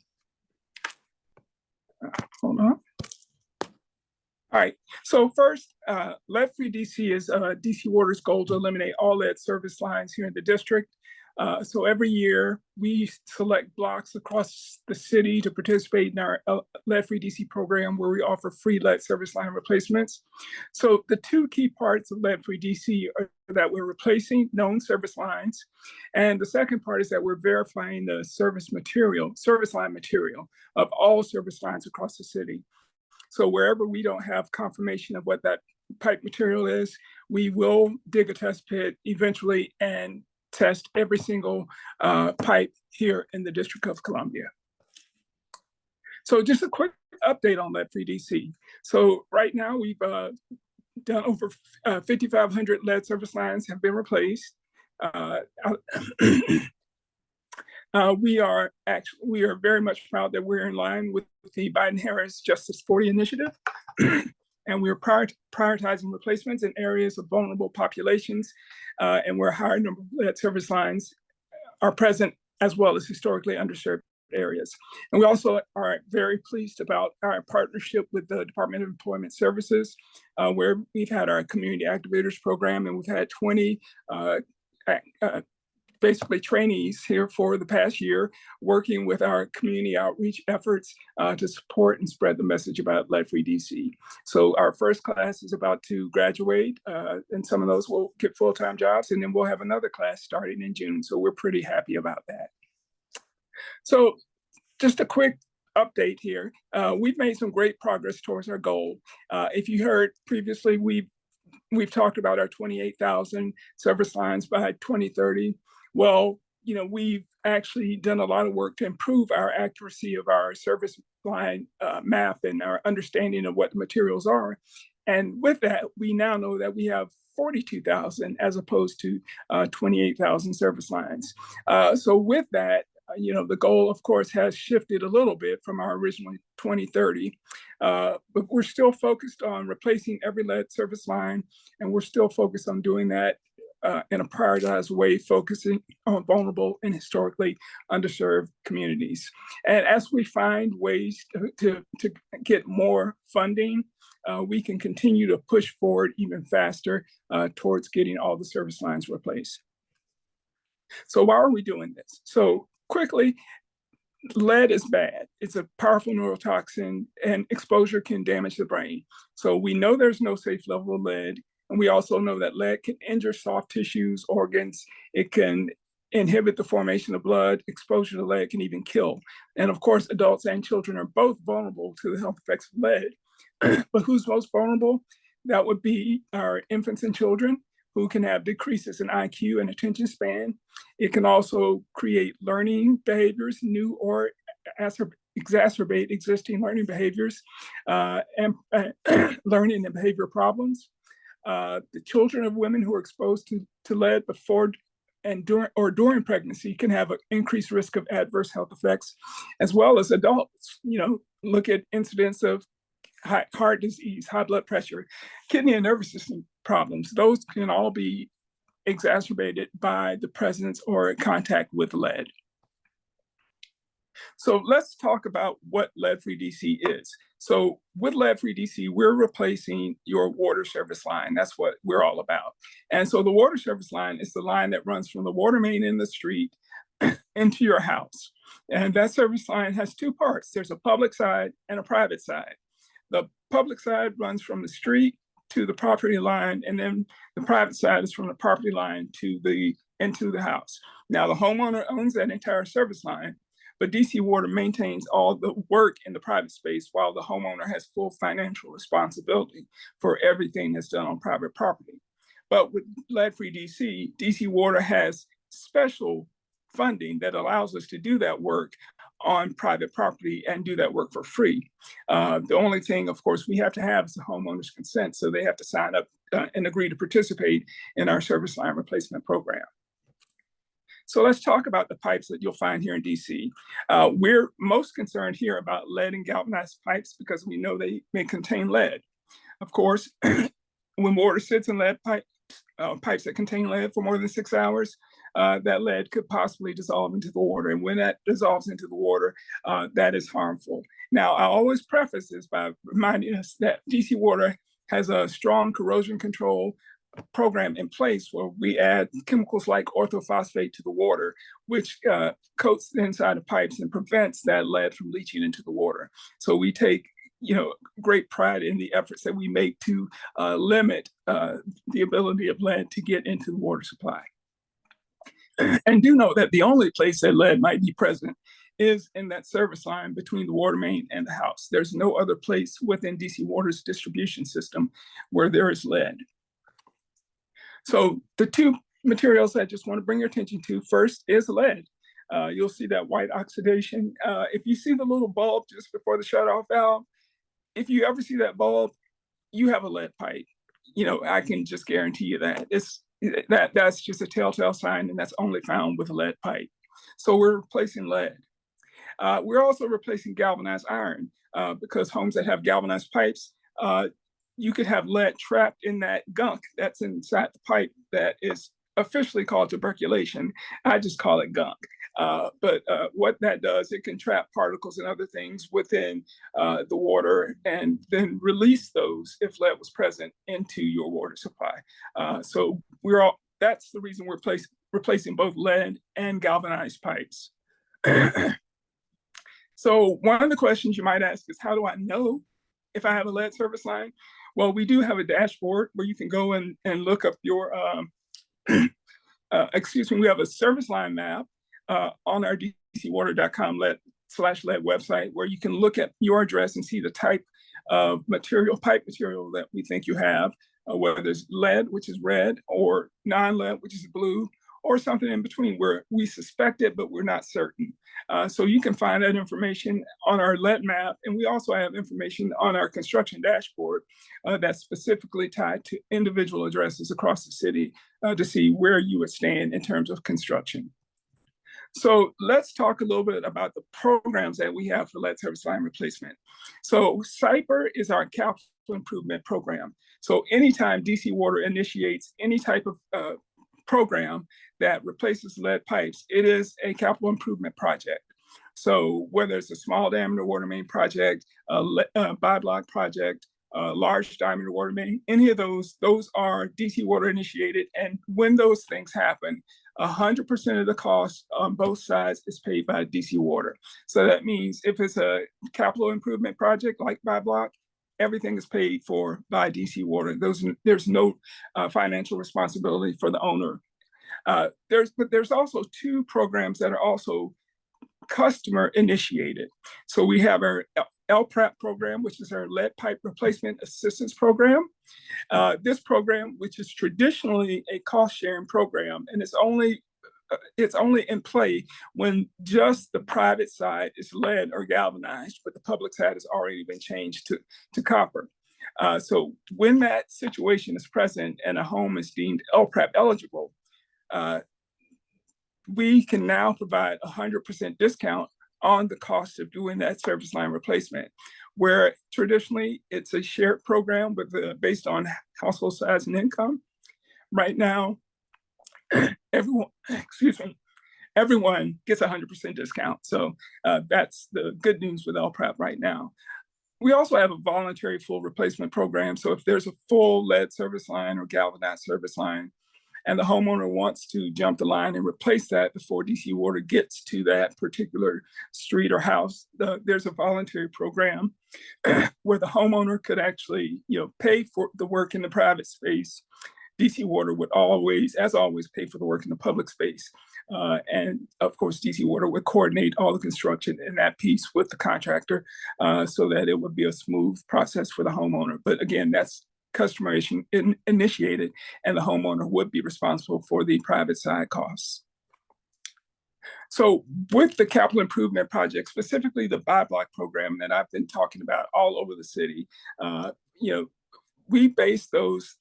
I mentioned earlier the Justice 40 initiative, but what we do is we use a prioritization model that takes data from our service line inventory, our vulnerable populations data, socioeconomic data, and we use that to calculate a score for each block in the city.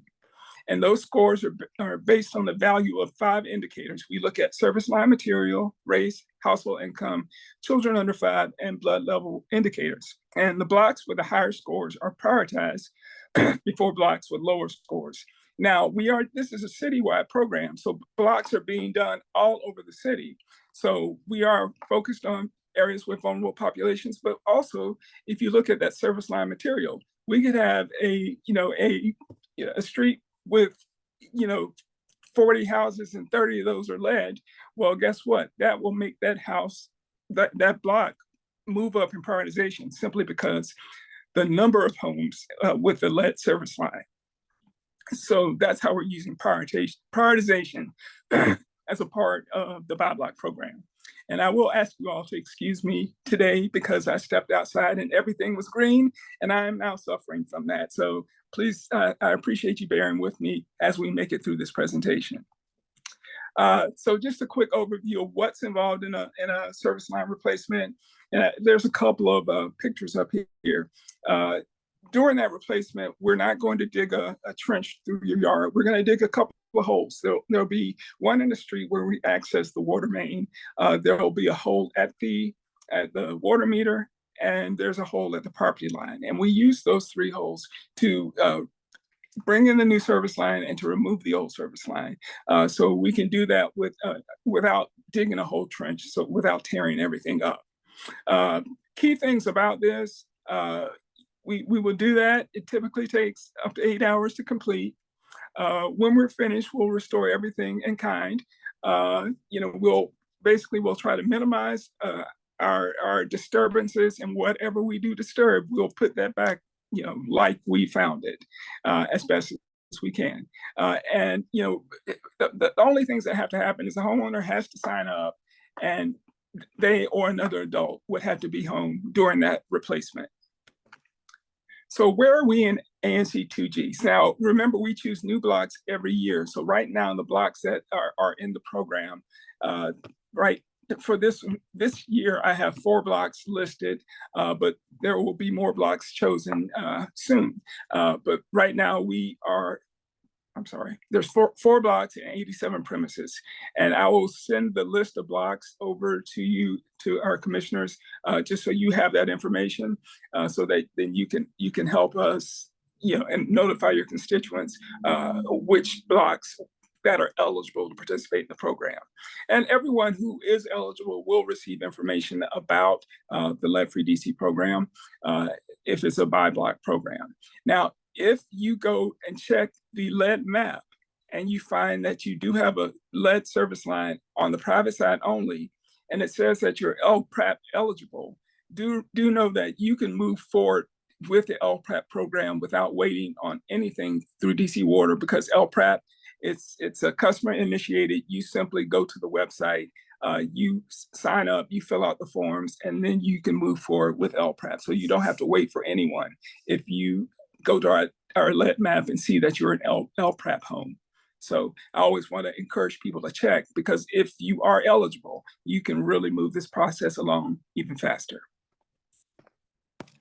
So, of course, we need your help as always.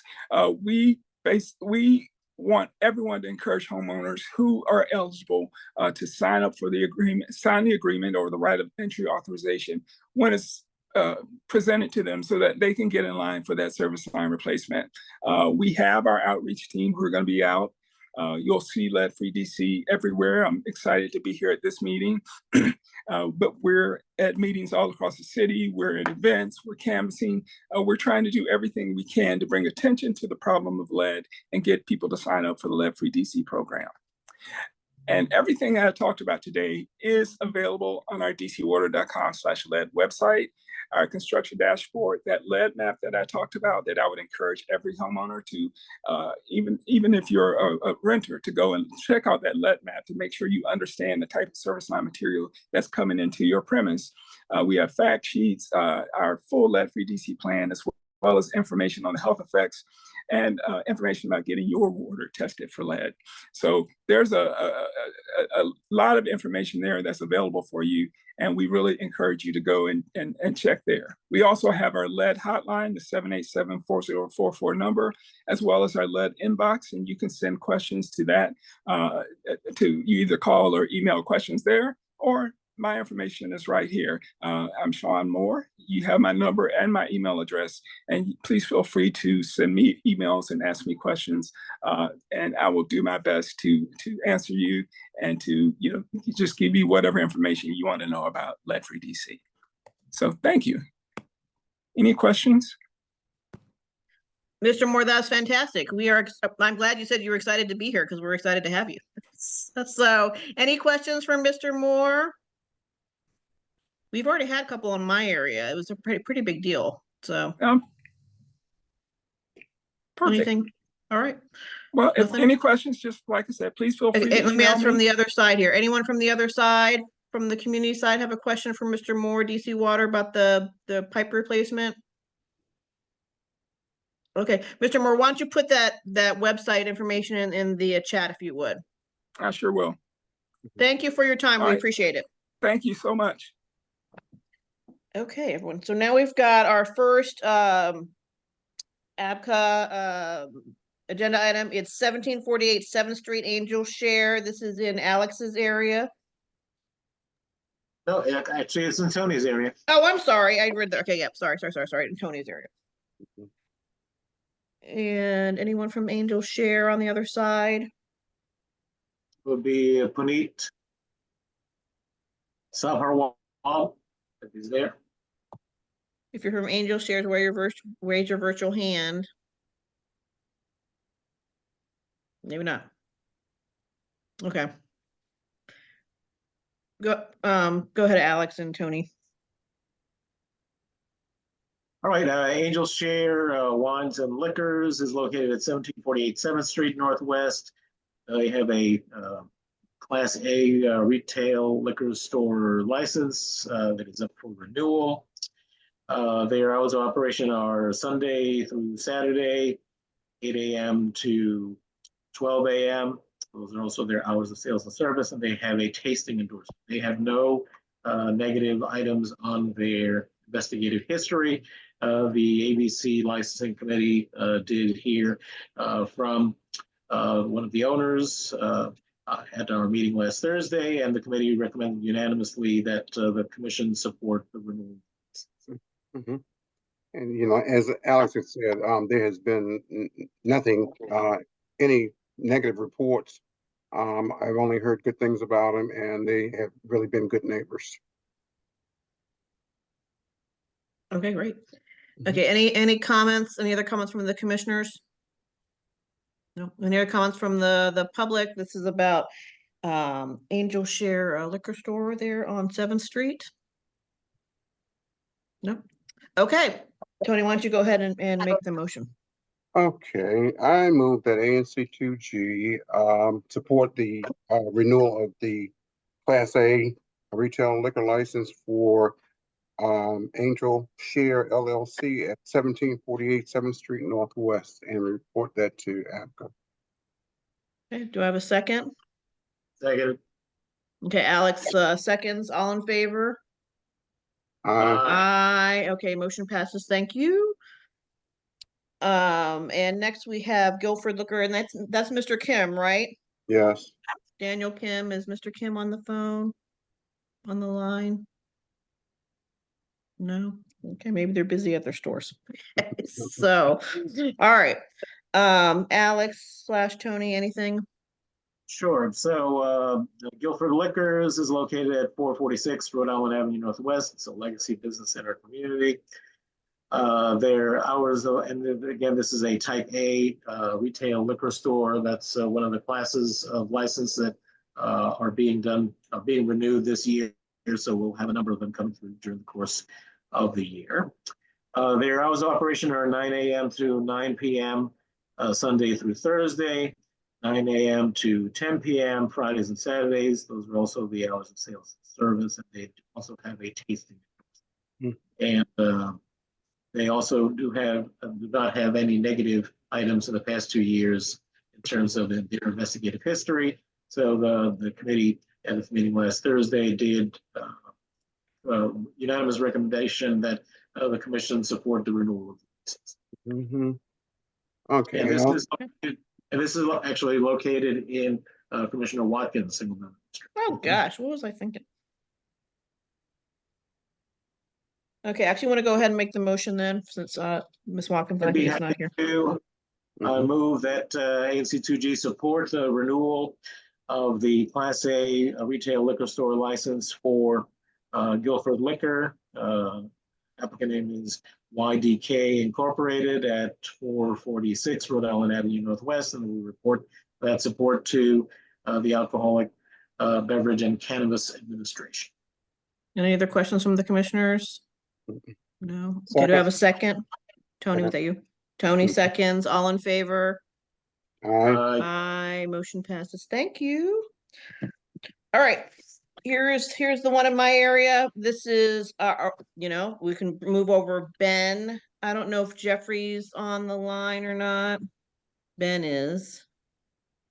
Let's see, Jeffrey. May just be Ben tonight.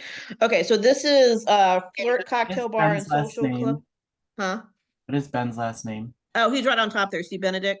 He raised his little hand. This is the former Northern Liberty space on 7th Street / at 1015. And so this is a new concept, but same owner. So Flirt Cocktail Bar and Social Club, and they come perform for us tonight for a brand new Class C tavern license and stipulated license, and we have a new settlement agreement. Hi, Ben.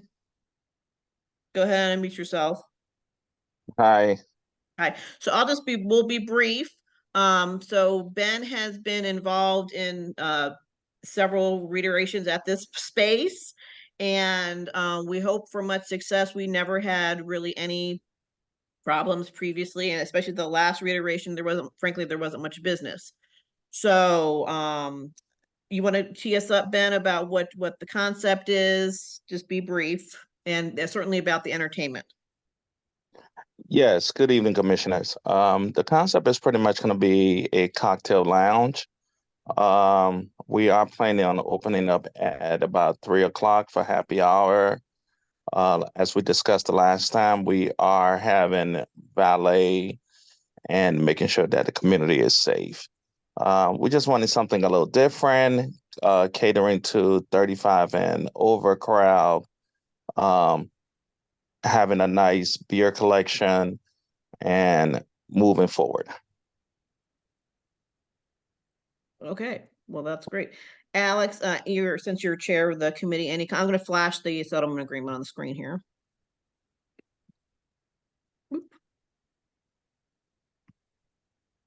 Alex, you're muted. Sorry. Yes, at the committee's meeting last Thursday, we did discuss with the applicants the need to have security present, which they agreed to. It was previously in the settlement agreement as well. So there's a minimum of one security person during the hours of 5 p.m. to 2 a.m. Sunday through Thursday, and then Saturdays from 5 p.m. to 3 a.m. They will have an entertainment endorsement with cover charge and dancing, and also have asked for the holiday extension of hours, which is pretty standard these days. So this is a Class C tavern license, and based on the agreement to enter into the settlement agreement, the committee recommended unanimously that the full commission support this new application. And let me point out, they have agreed not to use outside promoters, right, Ben? Yes, ma'am. Okay. Because I would like to see this to be very successful. We have Capital Burger, Kinship, and Petite Cerise, and of course the Bagel Place and Compass Coffee, and all are very successful. So we would like to add you to that.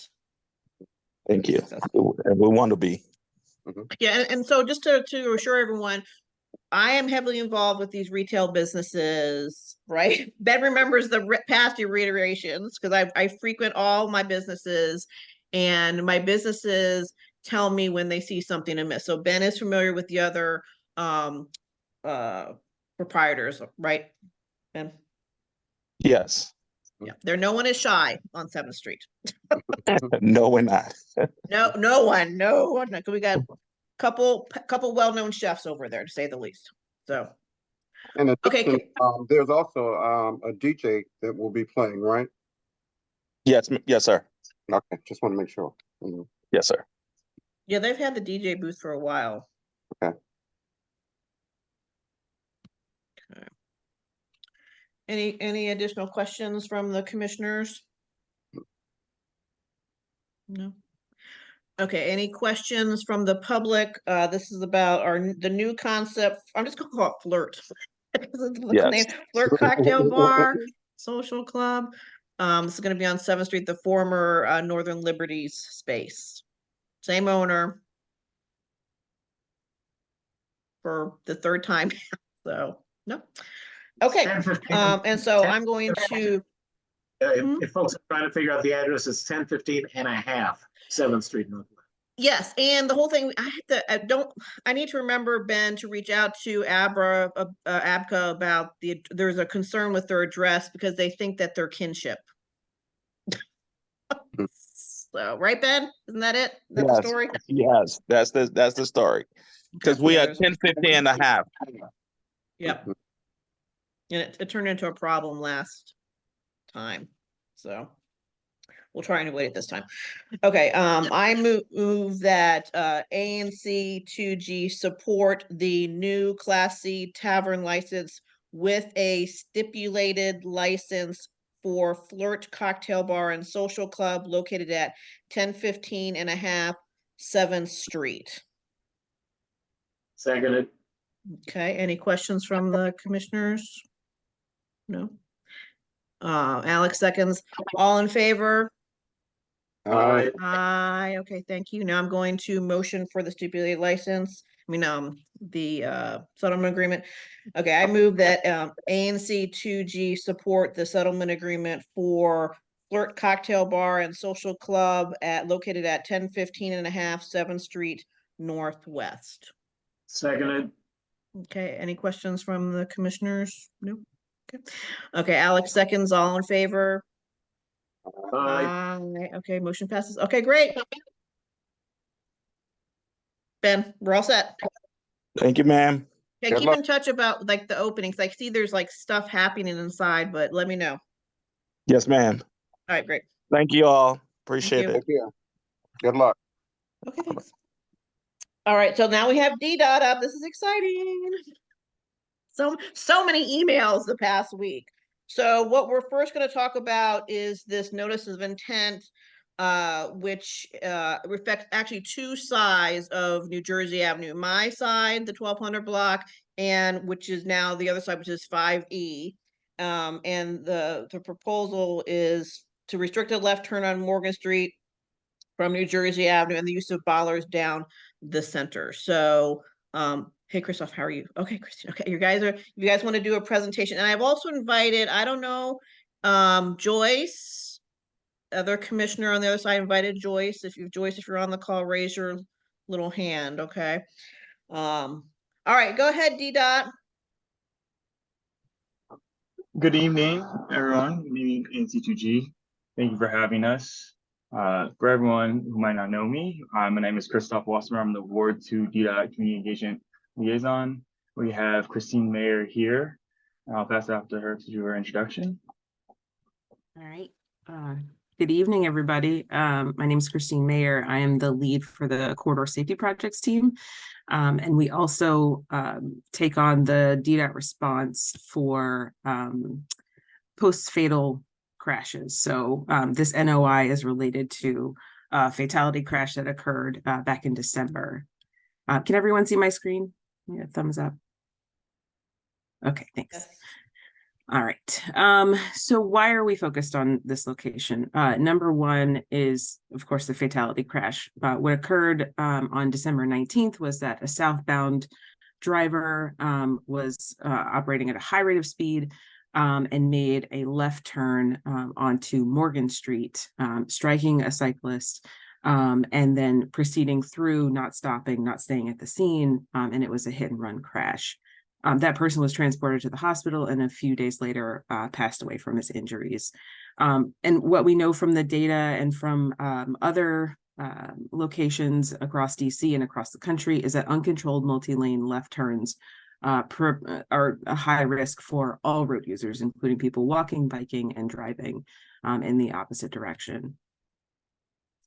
We typically follow this post-fatal process as part of the mayor's Vision Zero initiative to be responsive to these crashes when they occur, see what we can do at each location relating to the crash or also other multimodal safety treatments that we can make.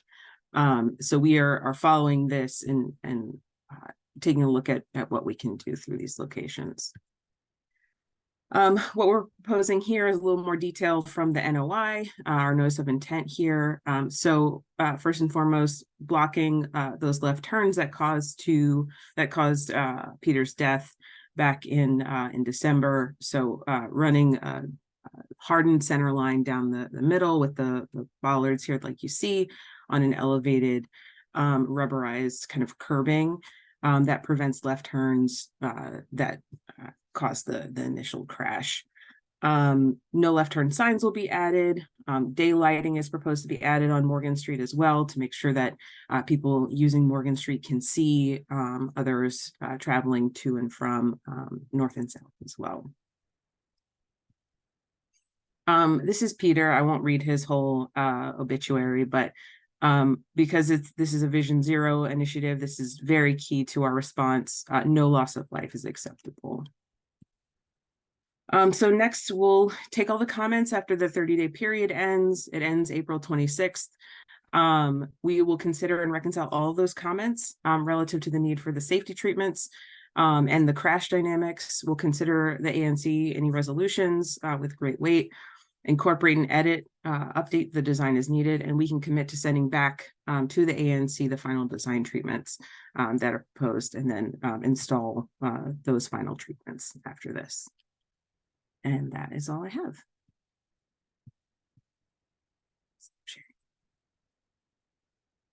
Let me see. I don't think has Joyce joined us. I don't think so. Maybe not. That's too bad. I called her. She said she's trying to call him. Okay. I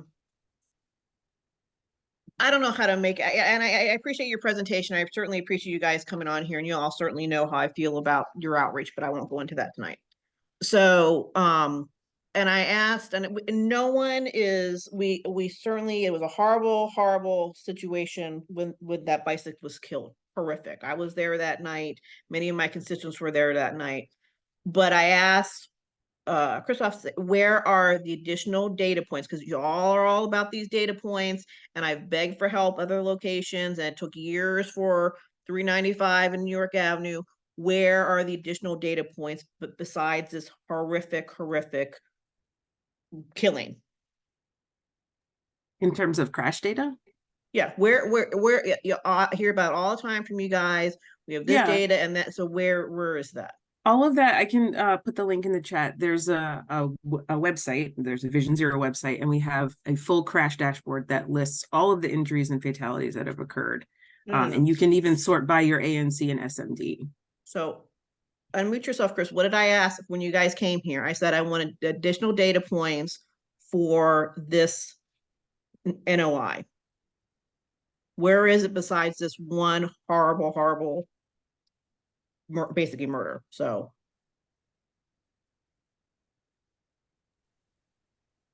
we can follow that was up my with that was my ask of you. I asked you days ago, where are the additional data points? Understood.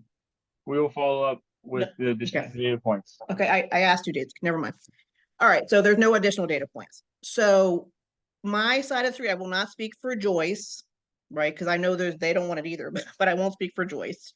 She represents the other, and they're actually more concerned.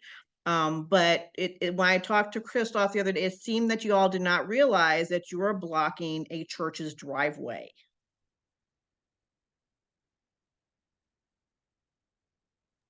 So that church does not want this. No one wants this. Can we get So I want to know. site plan back up again? Yeah. See that? Sure, I was trying to pull up, we have an internal crash data portal I was looking at, but I will pull that up. Hang on one second. Let me share. So when I talked to Chris, he sounded a little bit, I don't want you to be surprised, but there was a pause. See that? I can't point it. Can't see me pointing. See the driveway?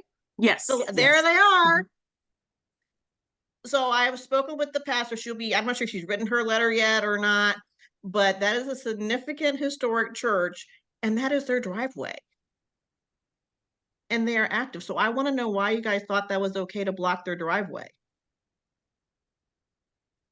I mean, you can still make a right in and a right out of that. I understand. Look, I get it. There's access needs, but there's also safety, and New Jersey Avenue is a tier 2 high injury network. So I'll pull up the crash data for this specific location if I can get it on my phone. All right, so we're not gonna, this meeting's going on too long, so I'll be very brief. We do not want this, right? And so I'm suggesting that my commissioners support it. So the firehouse has also spoken to me. They don't want it. They were not considered in this. I can't even imagine why y'all didn't talk to them. They actually were. So I talked to the fire EMS, the chief fire marshal, and it is the chief's position that they do not have an issue with this. Well, I think they need to talk to those guys there then. I believe he did. I can get something in writing if that's helpful. So that's interesting because they found out from my social media. So I'd be curious to know when you actually talked to someone because they found out and they said, oh, we don't want this. So it's interesting, the two different viewpoints. Yeah, the people that drive the trucks. Yes, so we coordinate on specific projects that significantly impact. So they've given us parameters that are their key concerns. This one was not a key concern, but after you brought it up and said that you would talk to the firehouse, I went and asked the chief fire marshal, sent him the plans, the same thing that you're seeing here, and he said there was no issue.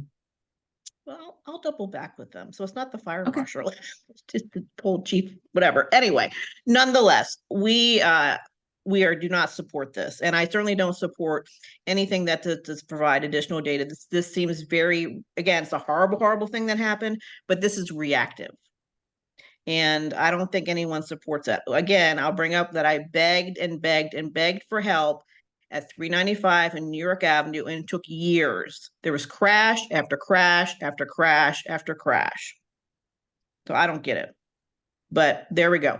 So is Joyce, did you see Joyce, Stephen? No, okay.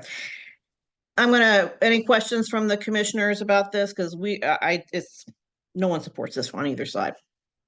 So I guess I'm inclined to support Commissioner Nigro's position in terms of the hard in the center line with the bollards, but I don't think that there's anything wrong with making some of the modifications that are here, like the daylighting along Morgan so that you can improve the sight lines. I think that doesn't have any significant impact. Yeah, we're fine. And actually, Um, Joyce had a plan, or they thought of some other stuff on the other side because they can't get to their homes with the bollard. So we're anti-bollard. I'll be very succinct.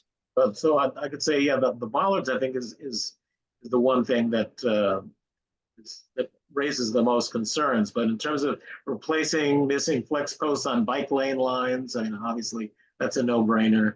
And I think that the daylighting that's proposed, to make sure that the sight lines are improved, I think that's something that we can support. But I can see how we should not support the bollards at this time. Well, I think on the other side, data for you now. Okay, well, let me just say, but I think on the other side, they're going to lose some parking spaces or something. There's no loss of parking spaces. No. Okay, I don't know. Okay, that's Joyce's side. Okay. So in terms of number of crashes, previous 5 years that we've seen here, 18 crashes, 2 injuries prior to the death here. And many of them are due to the left turn crashes. So we've got 2 that are directly related to left turns, 9 rear ends, and then 6 side swipes. Okay. Thank you for finding that. Okay, well, let's take down the presentation. Okay, any other questions for the commissioners? Otherwise, we'll ask the other side.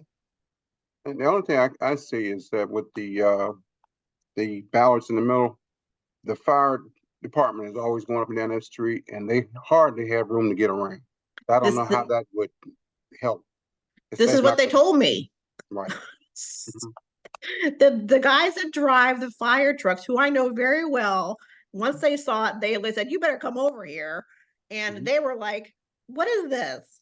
So I'm going to reach out to who you give me the name who you reached out to, because that's going to be an interesting comparison.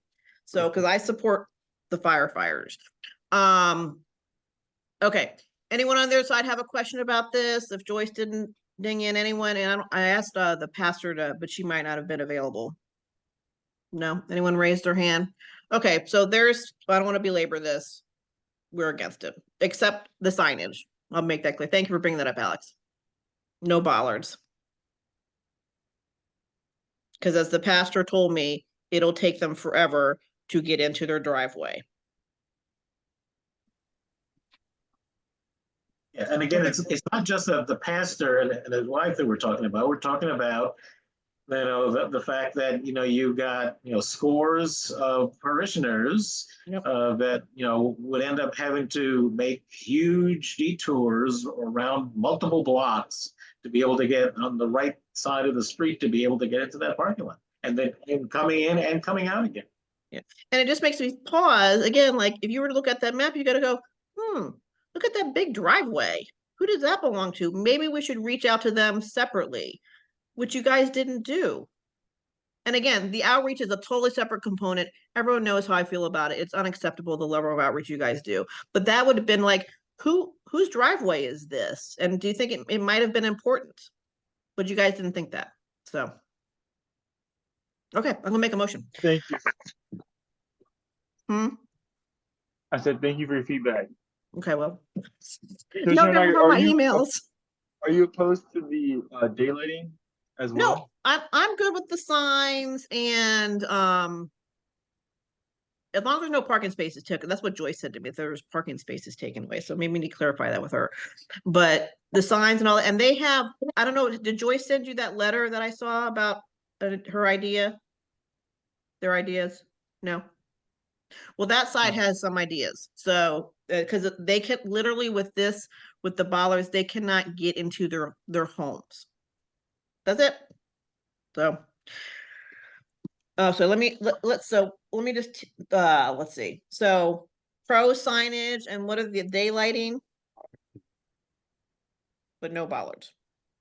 Right? Those are the two. Yeah, no, but you need to be very careful, because you said that you don't have a problem with the signage, but part of the signage is restricting the left turns. So are you saying that you don't? Okay, wait a second. I've got Joyce. I've got Commissioner Robinson Paul coming in here. Let me try to put her on. All right, because Joyce, they came up to some sort of agreement, but I don't know if you guys would like it. Joyce? Okay, I'm gonna put my phone up here so you can talk. Talk loud. Go ahead, Joyce. Oh, okay. This is ANC Commissioner Joyce Robinson Paul. We had a meeting on April the 4th, and we came up with some recommendations for DDOT to work on. And instead of having to put a no left turn signal on that block. So as what's the name? Rochelle, did she receive it? Yeah, I did, Joyce. But tell them that specific part about the no left turn, because this affects your side, not my side. Right. So I don't have it with me right now. It's out in the car. So I have it at home. Wait a minute, hold on, Joyce. Hold on, Joyce. Send it to Delano. Hold on, Joyce. Because I sent you an acknowledge. Okay, let's see what you said here. Okay. All right, here's what it is. I know what they're saying. Okay, post a sign that says not a through street, local traffic only.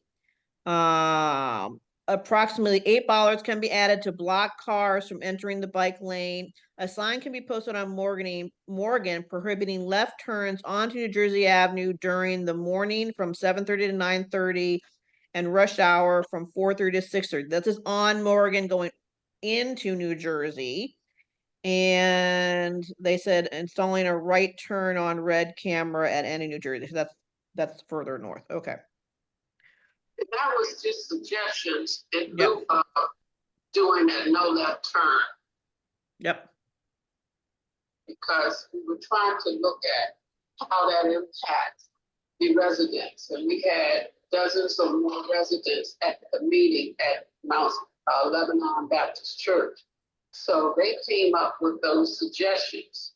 You know, I would like to utilize those suggestions as really concrete evidence that you do not have to put a no left turn right there because you inconvenience everyone and it's not necessary.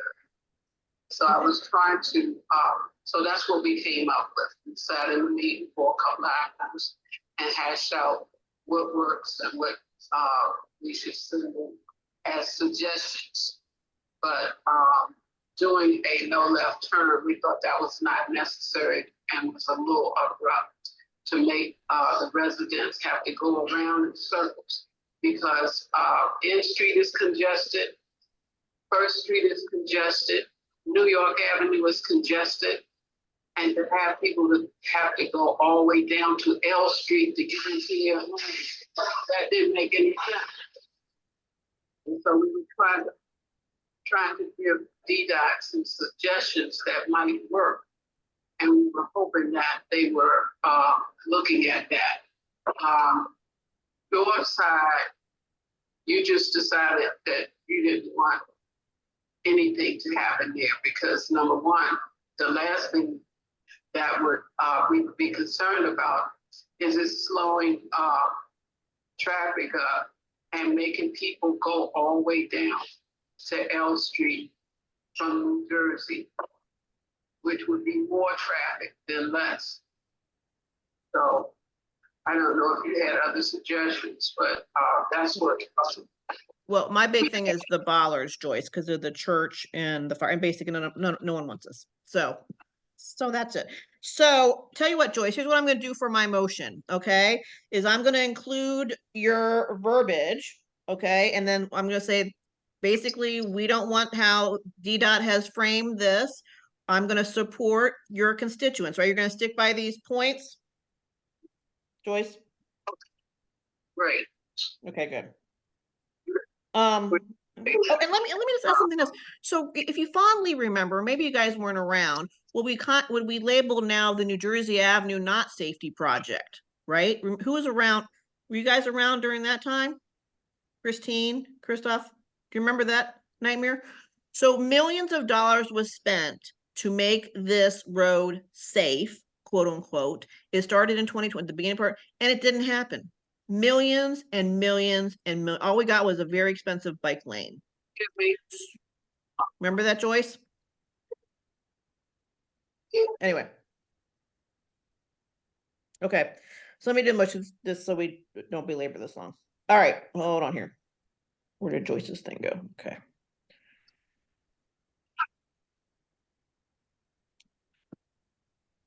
All right. I move that Joyce, did she want to say something?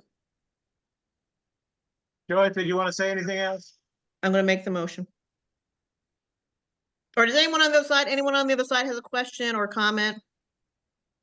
No, okay.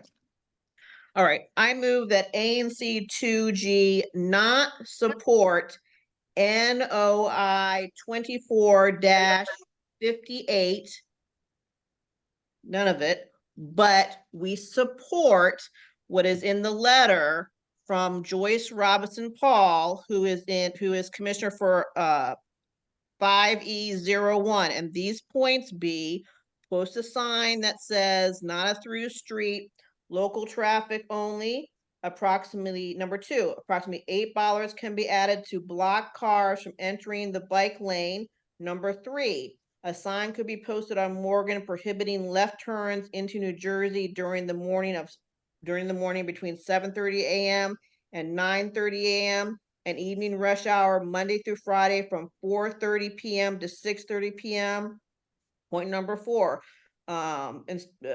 potentially installing a right turn on red camera on any New Jersey Avenue. There is my motion. No part of the original DDOT, and especially no bollards. Can I clarify? There's no camera that does only right turn on red. That's not something that's possible with our current technology. You can request a red light camera, but there isn't something to just reinforce right turns on red. Just throwing that out. But you got my main point. That we don't want any of the detail. Okay. All right. Do I have a second? Seconded. Alex seconds. Any other questions from the commissioners? No? Okay.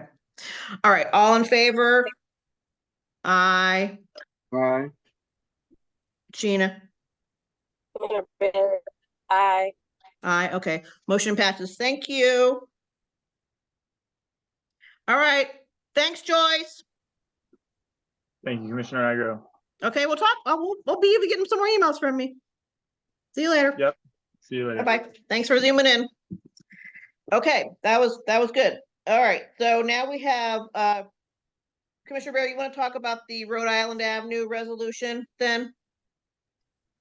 Yeah, so the Rhode Island resolution, basically, we have a constituent, John Shaw. He made a resolution to quiet Rhode Island Avenue to slow down traffic and to make it safer. One of the things that we are proposing tonight is that we put residential parking on both sides of Rhode Island Avenue. On one side, have it be 24-hour residential parking, and on the other side, 2-hour residential permit parking. And at the Tuesday Advisory Transportation and Public Space Committee meeting, we voted to support that measure. Resident John Shaw and Commissioner Brown, they canvassed the area, and along with Commissioner Padro, they also spoke to different businesses, and they asked the residents if they would be in support of that, and the residents are in support of having residential parking. So does anyone have any questions about that? No. Any commissioner questions? Anyone on the other side have any questions of what Commissioner Barry just stated? Let me ask real quick, Commissioner Barry. On one, is both sides of one side, they want it reduced down to just 2 lanes of moving traffic, and one lane as permanent parking on the residential side? So one side of the street, I'm not sure of the logistics, the complete logistics of that. Okay. But one side would be 24-hour permanent Yes. parking for residentials, for Yeah. residents. And Okay. the other side would be 2-hour for like for the businesses that exist on Yes. Rhode Island Avenue. Okay, correct. Just Thank you. to clarify, so the pattern that we've established throughout the neighborhood is that the north side of the street has residents only parking. The south side of east-west streets have 2-hour RPP. And that's what the resolution provides for. Mhm. Yeah. Good. Okay. Mm. Commissioner Barry, you want to go ahead and make a motion then? Yeah. If that's okay with Commissioner Brown, because it's Either way. primary. Yeah. Okay. Tony or whoever. Sure. Okay. So I'll go ahead. I move that ANC 2G recommend to DDOT to implement RPP 2-hour parking and 24-hour residential parking on Rhode Island Avenue and ANC 2G. Does anyone second that? A friendly amendment between New Jersey Avenue and Logan Circle. Yeah. Okay. Yes. Accepted. Second. Okay, Tony seconds. All in favor? Aye. Aye. Aye. Commissioner Aye, Barry great. says aye. Motion passes. Okay, great. Thank you. All right. Now this is, okay, so the next one, as we're getting towards the bottom here, as we are getting additional funds for our legal assistance for our case against BZA case of 51 New York Avenue. In my mind, we've been very successful, but it does cost for that. And so what happened is we initially paid $1,500 that went directly to the law firm. And then the DC government also paid $1,500. So we had to deal with that. So we don't quite know how that exactly happened, but they ended up with $3,000. So we talked to Kent and that was his deal to figure it out, but the law firm had $3,000. So they deducted from their first bill. So what I'm going to motion for is that a check be written for $804, and we're going to pay the law firm like we did before, and then we'll put in for the reimbursement with the grant money. So that's the first check, right, Tony? Okay. Right? Yes. $804. Now we received a larger bill. Mhm. This had dealing with up to, and then the date of the hearing of $7,632. So Kent has already been made aware of this. And so what we have to do, and I've requested this from the law firm, is for them to basically split that so that we can do two separate requests, because each request is up to $5,000. So I'm just gonna, I think tonight we have to do the motion to write the check for the $804. And then motion that I request the money from the grants again. I think I already did that, but let's do it again. Mhm. And then motion to do actually 2 grant requests. Yeah, Right. do you think so? Right, okay. Mhm. And that should cover it. Any questions? This Just wasn't supposed to be very complicated, but it Yeah, turned in just that way. clarification. We went into this thing thinking that everything would be channeled through us, but in reality, that all flipped upside down. So anyway, we talked to Kent. We basically came with this agreement to pay the $804 of this new bill, and just to make these other additional requests. I'm assuming that the other $5,000 grants will be paid from OANC. I'm not sure yet. That's why we're not going to motion that we're going to pay those. We're just going to motion that I request that money from the grant. So, Okay. and I kind of get this feeling, and I don't know if it's not good, bad, or different. I'm not sure if many people have asked for this money. That's why there's just confusion. Am I correct, Tony? You get that feeling? Correct. You're correct. So we might be the only one. I don't think of it. I would hope not, but it seems that way to me. So, Okay. so that means there's plenty of money. So can I get some clarity about what so there's an invoice for 3,800 and change? Is that what you're saying, total? No. So we have a new invoice of $804. The previous invoice. No, there was only one invoice. Let me just say, the initial retainer was $1,500. Yep. Which was going towards the first bill. Okay. So we paid that, and then it was doubled up by OANC. However, another bill came in for $2,304, I believe it was, which they're going to offset that $1,500 that was double paid, to offset that and leave us with a bill of $804. So Yep. that'll take care of that part of that comes out of that first allotment of the 5,000. So now to take care of the rest, the residuals, we have to cover this $7,000 bill plus additional money. So we have to make 2 requests to cover at least the 7,000. So, but tonight we have to motion for the check for the $804. Yes, that's it. Yes.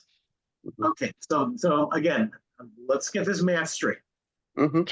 So we gave them a $1,500 retainer. Yep. Which is to be deducted from, a forthcoming invoice. And then OANC sends another $1,500. So there's $3,000 that has been paid as retainers. Correct? Well, they then used the money from the other bill. They didn't have 2 retainers. They had 1 retainer, and they just that's what we said when we got the second bill, or the first bill, because the first one was retainer. They had this extra $1,500 that wasn't supposed to be paid, and they had it. So that's why they deducted it to make it $804. So what you're saying is they still have a $1,500 retainer, which is still going to be held on to until the conclusion of the case. Yes. Yes. Okay. So then the 1,500 and the 800 are to pay the 2,308. satisfy the first invoice. That's right. Okay. Thank you. Yes. It's crazy. It's crazy, but we've done okay, right, Tony? Nobody knows how this happened. I don't get it. Okay. Okay. So, and trust me, we're talking to Kent we're making sure that everyone's on the same page, because we certainly don't want to, we'll make sure it's clear, and dealing with a law firm, right? Very publicly that we're talking about this. Okay, so I move that ANC 2G pay, do I have Tony, I don't have the invoice, the name of the firm. Donahue, DMAC, and Miller PLLC. That ANC paid Donahue, Themac, and Miller LLC $804 for the invoice. PLC. Second. And so just a question. So what's our current financial status? What do we have in the bank? That's coming up next. We have over 4,000. Okay, I'm just making sure that we're getting to that. We'll be fine. We'll be fine. All right. And just because this is where I'm confused about, but we're just going to motion. And I move that ANC 2G apply. You already have a motion. Oh, I'm sorry. Right. Yeah. It was the first motion. Okay. All right. Do I have a second? I second it. Let me say. Okay. All right. Tony seconds. All in favor? Aye. Aye. Commissioner Barry? Commissioner Barry says aye. Okay, great. Motion passed. Thank you. Let me ask this, Rochelle. You asked last month for the first additional 5,000, right? Okay, but that I asked for in December. So last month is for this $804, is for the $804. Did I ask for it last month? Last month you asked us, do we pass a resolution supporting an additional grant request to OANC for another $5,000? Okay, so that's the $804. So that's fine. That's the $104. $804. Okay, so I'm gonna do two more motions because we're gonna split the bill, right? Okay. And Mhm. so, but we don't, but then, okay, this guy. So, I move that ANC 2G support the request for additional funds from the OANC Expert Legal Fund for 501 New York Avenue for the legal assistance. I say I don't have the bill though, so maybe we shouldn't do this yet. Tony? Yeah, so you've asked, so It ANC wouldn't for hurt. It wouldn't hurt $26. because they won't disperse it until they get a bill. So we have But to, well, okay, you already asked for $10,000. but we have to do it every time that we request the check. Mhm. It's up to. And let me just, I'm making some calculation right now that to and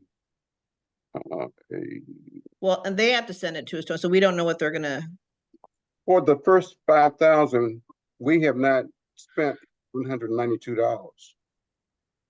But I We think did- it's up to. I Yeah, don't think what I'm it's. saying, we have residuals left from the first 5,000. Okay, so wait, you know what? Let's just worry about the $804. Okay. Because we can't write the check anyway, or we don't know. Or what do you Okay. want to do? Should we? No, Let's just do it. think Let's just do it. Let's just, well, and we'll tell Kent, let's just do it. Let's just tell Kent. He can figure it out. Okay. Right. I move that ANC 2G request additional funds from the OANC Expert Assistance Fund for 501 New York Avenue Northwest for the legal assistance that we are receiving from Donahue, Themac, and Miller P. LC. LLC. In what amount? No, we just have to ask for, we just ask for there's no amount. No, but we're asking for another increment of 5,000. Yeah. So it's, so. Up that'll to be a total of $5,000. Up to $5,000. 15,000 that we've asked for. This is on top of the previous 10,000. It's only been 5,000. No, we've made we've authorized two requests. We've only actually had done 5,000. one thing to the ONC. Right. Yep. We did one in December and we did one last month. For the $804. Let's just tell you what, Tony. Here you go. Let's not drag it. Tony, let's just do the $804 and we'll deal with the others because okay. The law firm knows where this money is coming from. So that's what I was asking. I was wondering if we had made two requests for the 5,000. So you're saying one in December, right? We did. That's for the 1,500 and one in March. Each for 5,000. I think don't we do recall. per request. Okay, let's just pay the $804 and then we will. We're good. Deal with Kent. Yeah. That's it then. See, but this is what happens when you got two hands in the pot and the one doesn't know what the other's doing, and then people start doing the same thing. This is the problem. And as I said, we kind of wonder if this was not many people have asked for this money. Right. So. But we'll take care of the 804. Yeah, I'll take care of the 804. Okay, I got it. All right. Have we voted? Don't worry, Alex. I just trying to keep it straight. That's all. Yeah, it's complicated. Yeah, but our lawyer knows what's going on. So. All right. Okay, that's it for me. Okay. So. Did I send you the Zoom? Yes, you did. Okay, good. Yes, you did. Okay. Let me. I'm going to start out with some administrative stuff first. We finally got our approval for the security fund. They cashed the initial check in March. We sent in January, so that's finally been cleared, and that's part of our report this month. In addition to that, we had three things that were disallowed because they did not see our supporting documentation, but I resubmitted it, so everything is cleared and we got a clean record. Third, I'm going to go ahead through the treasurer's report for April 2024. The opening statement from FDC Bank, March 31st, 2024. The opening balance was $5,012.70. We have had one debit charge for the Zoom in the amount of $100.69 on March 4th. And I'd like to make a motion. Yeah, I'd like to move that ANC 2G pay the charge for the Zoom in the amount of $100.69 for the month of March meeting, which is today. I'm sorry, April meeting. Sorry, did I get it right? April meeting. It was 4/1. I'm sorry, I got it wrong. The April meeting dated April 11, 2024 in the amount of $100.69. Seconded. Okay, all in favor? Aye. Aye. Commissioner Berry? Aye. Okay. Great. All right, we have had 3 checks to clear. Okay. We've had 3 checks to clear. The security payment check. The check 1053 Karen Yaley for $275 was cleared, and there was an expense from it was a GoDaddy for $273.48. Those charges total $598.48. We have one outstanding check in the amount of $79.18. We've already addressed that. That will be resolved soon. So the charge of $100.69, the 3 checks of $598.48, and the one outstanding check of $79 reduces the $5,012.70 down to $4,234.35. Okay. I have another issue with the quarterly reports. It was due on the 15th of last month. However, as many of you know, we have not gotten a lot of the accounting stuff done internally. When we got the additional $7,703 in January that was sent out in September, that was sent to us by OANC in November, was not recorded in the system in a timely fashion, so it did not reflect in the reports. We have now addressed that. That will be coming up in the second quarter reports. As I mentioned in December, when we had our final accounting, I had written more checks than we had money. So you will see in this report, which covers October 1, 2023 through December 31st, 2023, you will note that it has a negative $365 balance. I did not send the checks out. We did not bounce any checks. So this report will cover that period, and I will sign it and get it to the chair and the secretary for signature for submission. So I move that the copy that you all should receive is received and certified as the first quarter of 2024 ANC 2G quarterly financial report as found. Okay, do I have a second? Second. Alex seconds. All in favor? Aye. Aye. Okay. Commissioner Berry? Aye. Okay. Michelle, I will get that to you, and Stephen, I will get this to you signed. And then I have 2 more. Yes. Oh, 2 expenses for this month. We have an expense for Karen Yaley, $275 for note taking and web maintenance in the amount of $275. The invoice came in on the 11th. So I moved that ANC 2G make a payment to Karen Yaley for her services in note taking and website maintenance in the amount of $275 for the April 11th meeting of the ANC 2G. Second. Okay, Alex second. All in favor? Aye. Okay. Commissioner Berry? Okay. Aye. And the new Zoom. Okay, And Commissioner Berry, is that an aye? Okay, great. Mhm. And I think I'm gonna have to go back and make an adjustment because I did mention the $169 for and I changed it to April 1. That was for the April 4th for the last meeting on the last report. So that should be amended in our note taking. So for this month, the Zoom, I received a charge on $411, $400.69 for Zoom.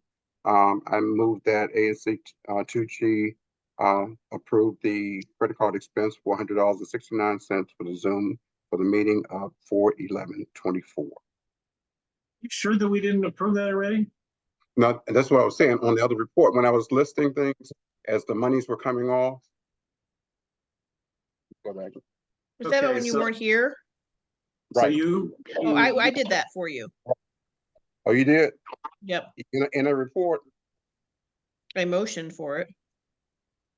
Um, Oh, I'll come back. okay. and It's make in the sure, minutes. because I wasn't there. But It's this in was the on our minutes. report, and this was charged on 3/4. Okay. We'll look at our minutes, so that's what we, Why don't we just, re-vote yeah. on the previous, on the March expenses so that we've got it clear. Now there's nothing to go back and fix. It was So just- Karen and Zoom. Let's just fix it now. Okay. And that's my suggestion.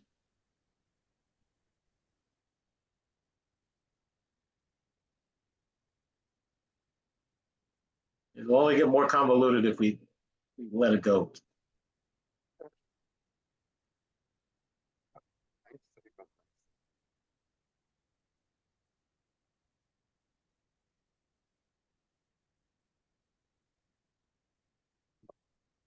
Yeah, some of the papers is unread.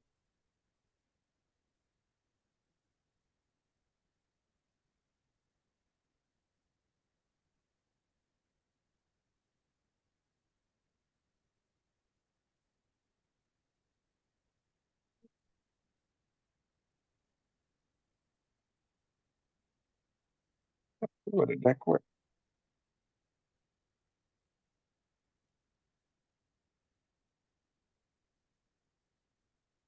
Y'all don't have to get me.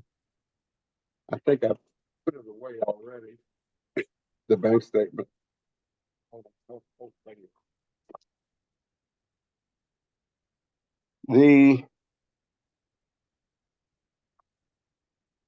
Okay, I stand corrected. It was right on my report. However, it had not been approved by us yet because this is this meeting. So this is the request for the approval for that charge that's reflected on my statement. So it's almost like double reporting, but yeah, because the balance came from March 31st. This was only charged on the 2nd. So it falls within this time frame. So I was right. Okay. So all right. So anyway, just make the motion again. I move that ANC 2G pay the charge of $100.69 for the bill of 4/1/2024 for this month's meeting. Zoom. Okay. For Zoom. That was Zoom. Yeah. Second. Okay. All right. Alex seconds. All in favor? Aye. Okay. Tony, what meeting were you weren't here at? Last month. Out of town. So why are you in our minutes? March. Right. It seems like a long time. Yeah, I've been out of town a couple times.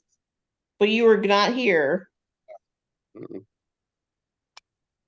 So Karen has you here in Really? March. Let me see, because I know my Maybe schedule. Am I looking at the right minutes? Okay, wait a minute.